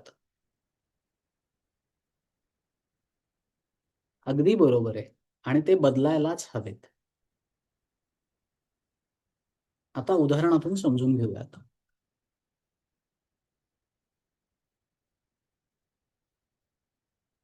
मला पुण्याहून मुंबईला जायचंय.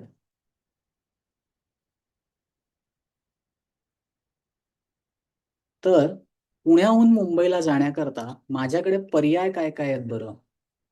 तर मी चालत जाऊ शकतो, टू व्हीलरवर जाऊ शकतो, ट्रेननी जाऊ शकतो, कॅबनी जाऊ शकतो, फ्लाईटनी जाऊ शकतो, बसनी जाऊ शकतो. 6 प्रकार आहेत.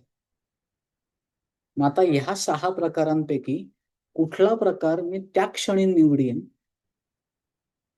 हे माझ्या वासनांवरती मी स्वतःची जी प्रतिमा तयार केलेली आहे त्या प्रतिमेशी सुसंगत जो ऑप्शन मला त्या क्षणाकरता सुसह्य आहे, म्हणजे त्याचं सिलेक्शन करणं सहज शक्य आहे, तो मी निवडतो. मग याच्यामध्ये त्या क्षणाची माझी ती गोष्ट घेण्याची किंवा ती गोष्ट उपभोगण्याची किंवा ती निवडण्याची माझी सांपत्तिक परिस्थिती हा सुद्धा एक मापदंड इथे ऍड होतोय. तो मापदंड कधी डेव्हिएट होतो? ज्या वेळेला त्याला पर्पजची जोड दिली जाते. आता पर्पज म्हणजे काय की मला इथून मुंबईला जायचंय, मी नातेवाईकांना भेटायला जाणार आहे, तर मुद्दा वेगळा आहे. मला इथून मुंबईला जायचंय आणि मेडिकल इमर्जन्सी आहे आणि माझं पुढच्या 1 तासात मुंबईला पोहोचणं अनिवार्य आहे. माझा ब्लड ग्रुप रेअर आहे आणि तो त्या व्यक्तीला सूट होणार आहे. मग मी जंग पछाडीन, माझ्याकडे पैसे नसतील तर लोकांकडून मदत घेऊन मी पैशाची उपलब्धता किंवा पूर्तता करेन, पण फ्लाईटने त्या ठिकाणी मुंबईला पोहोचेन. लक्षात येतंय का बघा? म्हणजे याचा संबंध माझं उद्दिष्ट काय आहे त्यानुसार मी काय टूल निवडतो हे ठरतं. तुमचा जो प्रश्न आहे तो परिस्थितीजन्य गोष्टींशी रिलेटेड आहे आणि आपण वासना यांचा जो विचार करतोय तो आपल्या मूलभूत इन्क्लिनेशनशी आहे. आपला रोल प्ले करत असताना आपली स्वतःची इमेज, सेल्फ इमेज, आपला सेल्फ टॉक जपत असताना, जगत असताना परिस्थितीनुरूप आणि परिस्थितीनुसार आपल्या उद्दिष्टाला पूरक असे निर्णय, अशी संसाधनं आपण निवडतो. ज्यावेळेस लेजर असतं, ज्यावेळेस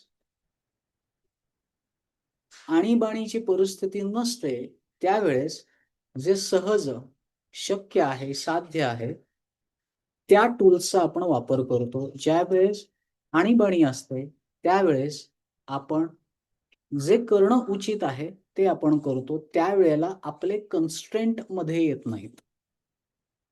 मग ते फायनान्शियल असो किंवा कुठलेही असो, काहीच मध्ये येत नाही. अनघा बरोबर आहे? तुमचा हो प्रश्न हो सॉल्व्ह झाला? तर त्यांचा प्रश्न आहे की ही इच्छा झाली की ही वासना झाली, हे वर्तन तुम्ही कसं वागू आपण हे सांगितलं परिस्थितीनुरूप. हो बरोबर आहे, पण मी त्यांना सांगितलं इच्छा वेगळी आणि हो वासना वेगळी हो पहिल्यांदी. हो हा ते तुम्ही सांगितलं की मूलभूत याच्याशी आपण जोडतो ती वासना आणि परिस्थितीशी झाली गोष्ट म्हणजे त्या वेळेला जे जे करणं गरजेचं आहे ते त्या बरोबर वेळेच्या परिस्थितीनुसार ती इच्छा हो आहे ते पूर्ण करावं लागतं. बरोबर आणि मग आता पुढच्या स्वाध्यायामध्ये आपण एक स्टेप आणखीन खालती जाणार आहोत, ज्याला समर्थांनी पुढचा श्लोक वापरलाय म्हणून तरी त्याचे एक ओझरतं वर्णन करतो. संकल्प.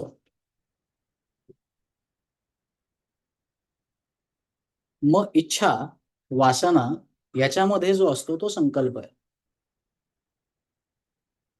मग आपण संकल्प धारण करतो की आपल्याला काय करणार, जो पर्पज, मॉडर्न भाषेमध्ये त्याला आपण पर्पज असेही म्हणू शकतो. पण पहिल्यांदी स्वतःची मूलभूत वासना आणि मग संकल्पाकडे किंवा इच्छेकडे किंवा उद्दिष्टाकडे आपण जाऊयात. कारण आपल्याला त्याच इच्छा, तेच संकल्प, त्याच गोष्टी आपल्याकडून घडतात किंवा तीच परिस्थिती आपल्या आयुष्यात येते जशा आपल्या वासना असतात.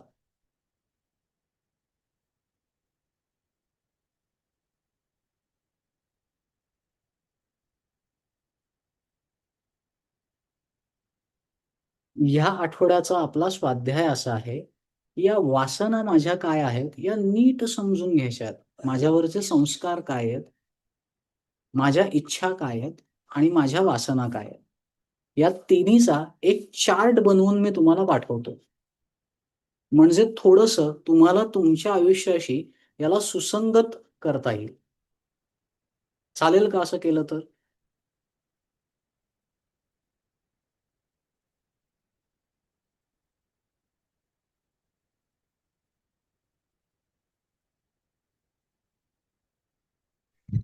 आज आपण वासनेवरती इथे थांबणार आहोत. कोणाला जर काही प्रश्न असेल तर प्लीज विचारा.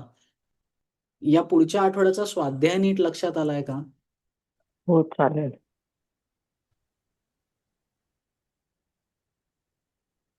स्वाध्याय लक्षात आलाय का नीट? कारण हे जर आत्ता नाही ना केलं तर पुढे कधीच होणार नाही. हे स्वतःच्या मनाशी पक्की खूणगाठ बांधा.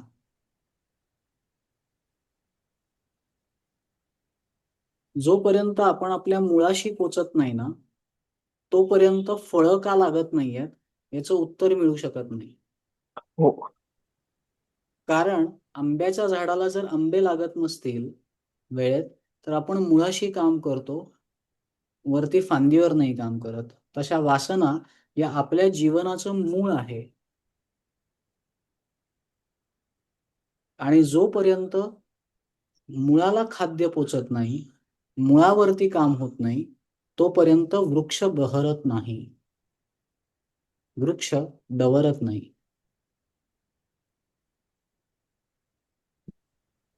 सौरभ दादा, एक विचारू का जरा? अश्विनी विचारा की, बोलते. हा, विचारा. वासना जसं तुम्ही म्हटलं की खोलवर उमटलेल्या असतात, किंवा Correct. आपल्या आतमध्ये बसलेल्या असतात त्या. हा. तर म्हणजे त्या जन्मतःच असतात का आपल्यामध्ये, किंवा त्या आधीच्या आपल्या आयुष्यावरती पण असा प्रभाव असतो का त्याचा, त्या वासनांचा? येस, असतो ना. वासना पुंजाळ हा आपल्या अनेक जन्मांचे जे संस्कार या जीवदशेवरती झालेले आहेत, ज्या वेळेस ते तत्व, आपल्या सगळ्यांमध्ये एक तत्व आहे जे परब्रह्म तत्व, जे या चराचरामध्ये आहे, ज्या वेळेस ते तत्व या मर्यादित जीवदशेशी अटॅच्ड होतं ना, या मर्यादित अंडरस्टँडिंगशी अटॅच होतं, त्याला जीवदशा असं म्हणतात. आणि ही जी दशा आहे ना, हे पूर्वजन्मीचे सगळे संस्कार त्याच्यासोबत घेऊन येते. माणूस मरतो म्हणजे काय होतं, तर त्याच्यातला प्राण निघून जातो. प्राण निघून जातो म्हणजे काय, तर अंतःकरण चातुष्य, मन, बुद्धी, चित्त आणि अहंकार, आणि याच्यावरती अनुभवात्मक कोणाच्या इन्स्ट्रक्शननी केलेले जे संस्कार असतात, ते जसेच्या तसे पुढच्या इन्स्ट्रुमेंटमध्ये पास ऑन केले जातात. म्हणजे कॉम्प्युटरच्या भाषेत जर बोलायचं झालं तर आपल्याला 2000 साली विंडोज 98 होतं पहिल्यांदी. मग त्याचं अपग्रेडेड व्हर्जन आलं विंडोज 2000. मग विंडोज 98च्या क्वालिटीज विंडोज 2000 मध्ये होताच. मग आलं विंडोज 2010. मागच्या दोन्हीच्या क्वालिटी आता असतातच. त्या म्हणजे बरोबर. याचा अर्थ मागचे सगळे संस्कार आपण ह्या जन्मात घेऊन येतोच आणि ह्या जन्माचे पुन्हा त्याच्यामध्ये ऍड करत असतोच. हम्म.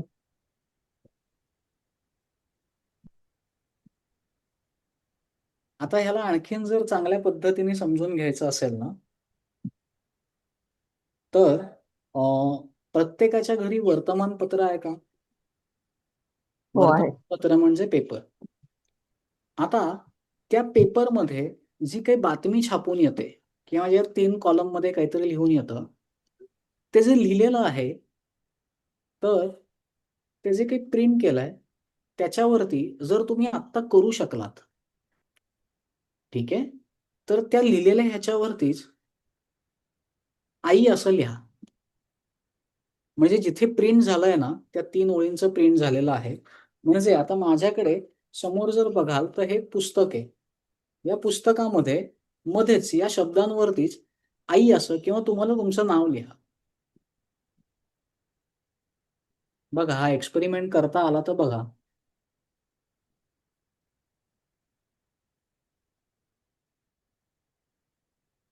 मी लिहितो म्हणजे सोपं जाईल.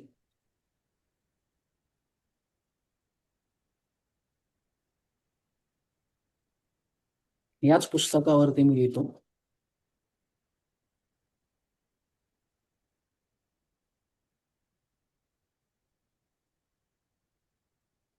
तुम्ही लिहिलं का प्रत्येकाने? हो, मी लिहिलंय दादा. लिहिलं. हा. आता ते तुमच्यापासून 2 फुटांवरती असलेल्या माणसाला तुम्ही दाखवू शकता का आणि त्याला ते कळू शकतं का?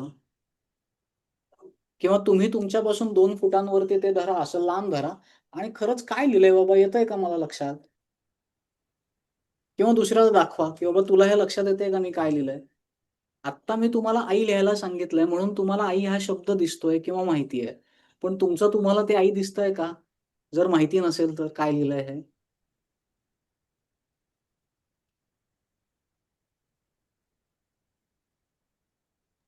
आपल्याला उत्तरं तर पटापट एक्झॅक्टली त्याच अक्षरावरती अगदी तेवढ्याच ह्यानी लिहिलं असेल तर नाही कळणार. नाही कळत आहे ना? मग आता ते हा, कळण्याकरता काय करावं लागेल? थोडंसं मोठं लिहावं लागेल किंवा स्पष्ट लिहावं लागेल जास्त. तो आणखीन काय खोडावा करावं लागेल लागेल? शब्द, तो शब्द खोडावा लागेल आणि दुसरं लिहावं लागेल. म्हणजे त्याच्यावरती तुम्ही जे लिहिलेलं आहे, ते अधिक मोठं तरी करावं लागेल किंवा ते पुन्हा हम्म, पुन्हा गिरवावं लागेल. बरोबर. किंवा अंतर कमी केलं तरी जवळ दिसू शकेल.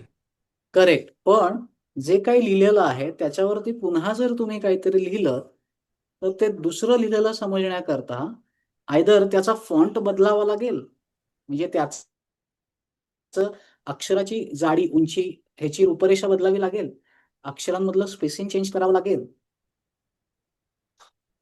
लक्षात येतंय का? म्हणजे एक जे इम्प्रिंट झालंय त्याच्यावरती जर दुसरं प्रिंट करायचं असेल, तर त्याला किती प्रयत्न करावा लागतोय, किती विचार करावा लागतोय, लक्षात येतंय?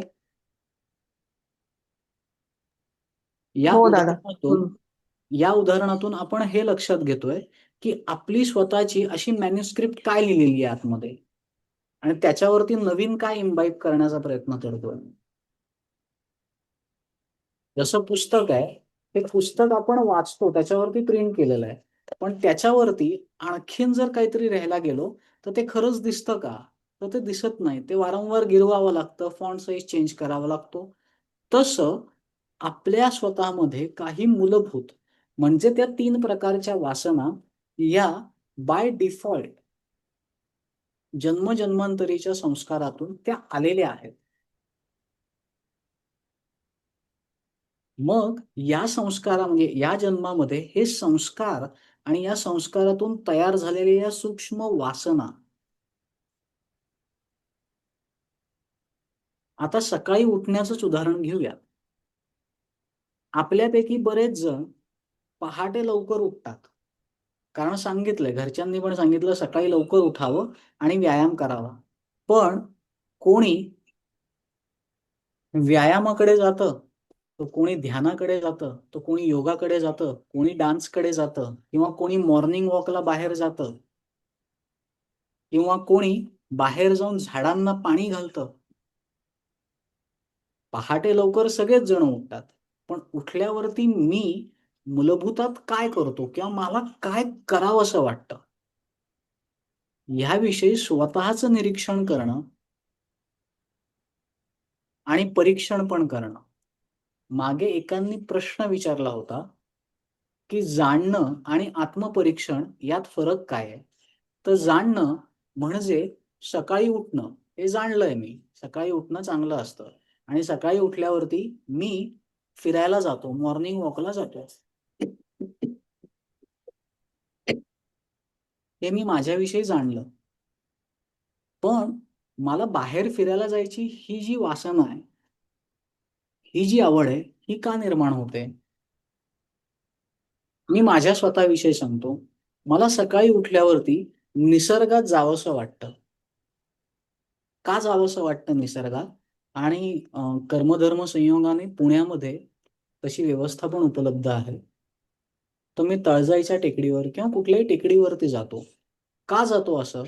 कारण तिथे आजूबाजूचे कुठलेही ध्वनी नसतात आणि निसर्गाचा स्वतःचा असा एक ध्वनी असतो. त्याची स्वतःची अशी एक लय असते. त्या लयीसोबत मला अनुसंधान साधायला आवडतं.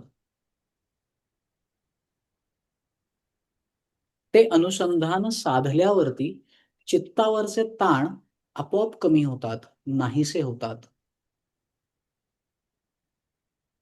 आणि तिथे ध्यानाचा सराव अधिक उत्तम पद्धतीने घडण्याची प्रक्रिया संभवते, जी बऱ्याच वेळेला घरात साधता येत नाही. म्हणून माझा व्यायामापेक्षा नॅचरल इन्क्लिनेशन ध्यानाकडे जास्त आहे.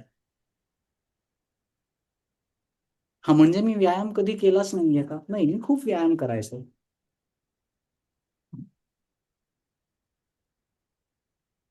मी आर्म फोर्सेस करता तयारी करत होतो.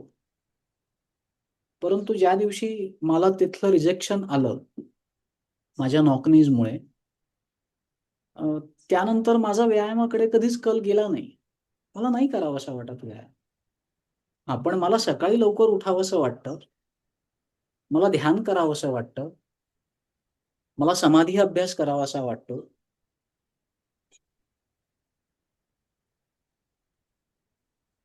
समाधीमध्ये बऱ्याच काळाकरता स्थित राहायला आवडतं.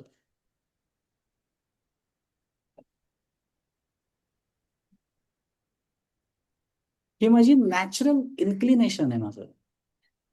दिस is what I love to do it. Given a choice, without compelling or not.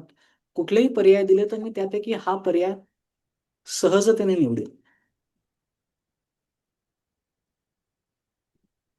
दुसरा पर्याय मी आणखीन छान पद्धतीने असा निवडतो की सकाळी उठलो आणि कोणी जर माझ्यापुढे 2 ऑप्शन ठेवले की बाबा आपण आहे त्या ठिकाणी फिरायला जाऊ किंवा ट्रेकला जाऊयात, तर मी ट्रेक निवडेन.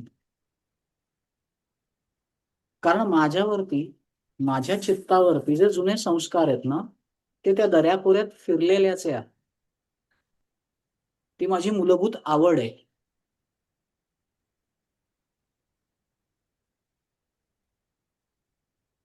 मग मला आवडतो. व्यायाम मी केलेला पण आहे. पण माझं ओढ तिकडे आहे. आणि वेळेत जर स्वतःला स्वतःची ओढ कळली ना, तर स्वतःच्या जीवनाचं नियोजन व्यवस्थित करता येतं. पटतंय का पहा? असं आपल्याकडे काय काय लिहिलेलं आहे ते आधी नीट समजून घ्या. आत्ता जसं आपण त्या लिहिलेल्या याच्यावर काहीतरी पुन्हा नव्याने लिहिण्याचा प्रयत्न करतोय ना, ते म्हणजे आपले या जन्मातले प्रयत्न आहेत. या जन्मात काहीतरी करण्याचा खटाटोप आहे. पण आधी जे लिहिलेलं आहे ना, तेच मी नीट वाचलेलं नाहीये काय आहे. आणि मी नवीन काहीतरी त्याच्यावरती टाकतोय. मग ज्या लोकांना यशाविषयी कंप्लेंट आहे, ते या जगात त्यांचा इम्पॅक्ट दाखवू शकत नाहीयेत. अशी ज्या लोकांना कंप्लेंट्स आहेत, त्या सगळ्यांनी आधी स्वतःला मूलभूत समजून घेण्यामध्ये कुठेतरी गल्लत झालेली आहे. ते जर नीट स्वतःला समजून घेतलं ना, तर पुढचे सगळे प्रश्न हे आपोआप सुटतील. म्हणून वासना या खूप खूप खूप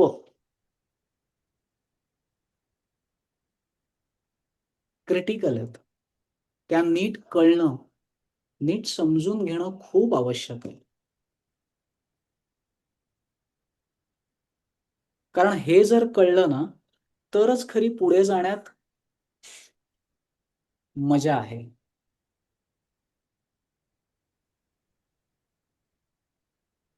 वासना कळल्या तर मग त्याचं दुष्ट अदुष्ट हे सगळं बायफर्केशन नंतर घडतं. मग बुद्धी कृती कशी करते हे सगळं नंतर घडतं. आधी या कळणं गरजेचं आहे. जर आत्ता आपण इथे थांबतोय, पण कोणाला जर प्रश्न असतील ना, तर आम्ही एक प्रश्नांचा फॉर्म दिलेला आहे. देवश्रीताई आज त्या पुन्हा शेअर करतील तुमच्या सगळ्यांशी ग्रुपवरती. ते प्लीज बघा. आणि मी संस्कार, इच्छा आणि वासना याचं एक टेबल तुम्हाला तयार करून पाठवतो. म्हणजे तुम्हाला घरी स्वाध्याय करताना ते सहज उपयोगी पडेल. अजून कोणाला काही प्रश्न आहे?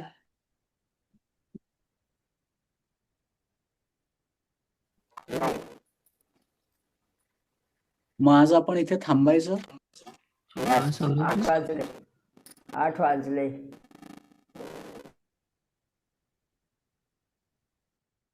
आपला हा स्पीड सगळ्यांना योग्य आहे ना? थोडं अजून घाई गडबड करावी असं कोणाला वाटतंय? असेल तर तसं सांगा, आपण पटपट फास्ट फॉरवर्ड पण जाऊ शकतो. नाही, व्यवस्थित चाललंय. हा जयश्रीमा बोला. मला एक प्रश्न छान होता. चाललंय. गेल्या वेळी मी विचारलं होतं की आता मला बाहेर जायचंय. आता पूजा केल्याशिवाय तर जायचं नाहीये. मला पूजा पण करायची आहे आणि क्लास पण आपला चालू होता. माझी बस होती 8ची. त्यामुळे मला गडबड करून पूजेतही लक्ष नव्हतं. अर्ध लक्ष पूजेत, अर्ध लक्ष तुमच्या बोलण्याकडे होतं. तर त्यावेळी गुंडाळूनच घ्यावी लागली पूजा. म्हणजे केवळ उपचार. देव पाण्यातनं काढायचे, ठेवायचे, त्याला गंध, फुलं, अक्षता सगळं वाहिलं, पण त्याच्यात मन नव्हतंच. ती उरकली गेली. बरोबर. तर असं कधी कधी करावं लागतं. मग प्रत्येक आता गोष्टीत मन वेळ पुरत नाही ना. मग त्याला म्हणतात वेळ नाही पुरत 24 तासाचा. बरोबर. मग याच्यामध्ये प्रायोरिटी नावाची एक संकल्पना येते. आता मागच्याच रविवारचं उदाहरण आपण पुन्हा डिकोड करूया. मागच्या रविवारी काय घडलं, तर तुम्हाला एके ठिकाणी जायचं होतं. तुम्हाला हा स्वाध्यायही ऐकायचा होता आणि तुम्हाला देवपूजाही करायची होती. आता तुम्हाला मूलभूत पद्धतीने हे माहिती आहे की या स्वाध्यायाचं आपण रेकॉर्डिंग पण शेअर करतो. मग आपण कदाचित स्वाध्यायावरती त्या क्षणाला पॉज घेऊ शकतो. आपण एक्झिट करू शकतो. कारण आपल्याला रेकॉर्डिंग मिळणार आहे, जे आपण पुन्हा ऐकू शकतो. मग आपण देवपूजेला प्राधान्य द्यायला हवं. असं इंग्लिशमध्ये आहे ना, त्यांनी तसे 4 क्वाड्रंट केलेत. त्यांनी काय केलंय की हे काम जे आहे ना, हे आत्ता आणि आत्ताच घडलं पाहिजे. मग त्याला ते म्हणतात अर्जंट आणि इम्पॉर्टंट आणि इमिजिएट झालं पाहिजे. दुसरा क्वाड्रंट त्यांनी तयार केला वेस्टर्न सायकोलॉजिस्टनी, की काम तर इम्पॉर्टंट आहे, पण बॉस अर्जंट नाही आहे. ठीक आहे, म्हणजे स्वाध्याय ऐकायचा आहे का, तर येस इम्पॉर्टंट आहे, पण आत्ताच ऐकायचं आहे नाही, मी नंतर ऐकू शकतो. यू कॅन, मग त्याला पॉज देऊ शकतो त्या टास्कला. मग नंतर एक तिसरं टास्क असतं जे अर्जंट पण नसतं, ते इम्पॉर्टंट पण नसतं. नाही झालं तरी काहीच फरक नाही पडत. मग ते आपण फाट्यावर मारू शकतो का? असं आपल्या कामाचं आपण काही वर्गीकरण करू शकतो का? आता मला संजीवजी तिकडनं हात करून दाखवतात की अरे चौथं राहिलं. चौथा प्रकार असा आहे की एखादं काम अर्जंट असतं पण ते इम्पॉर्टंट नसतं.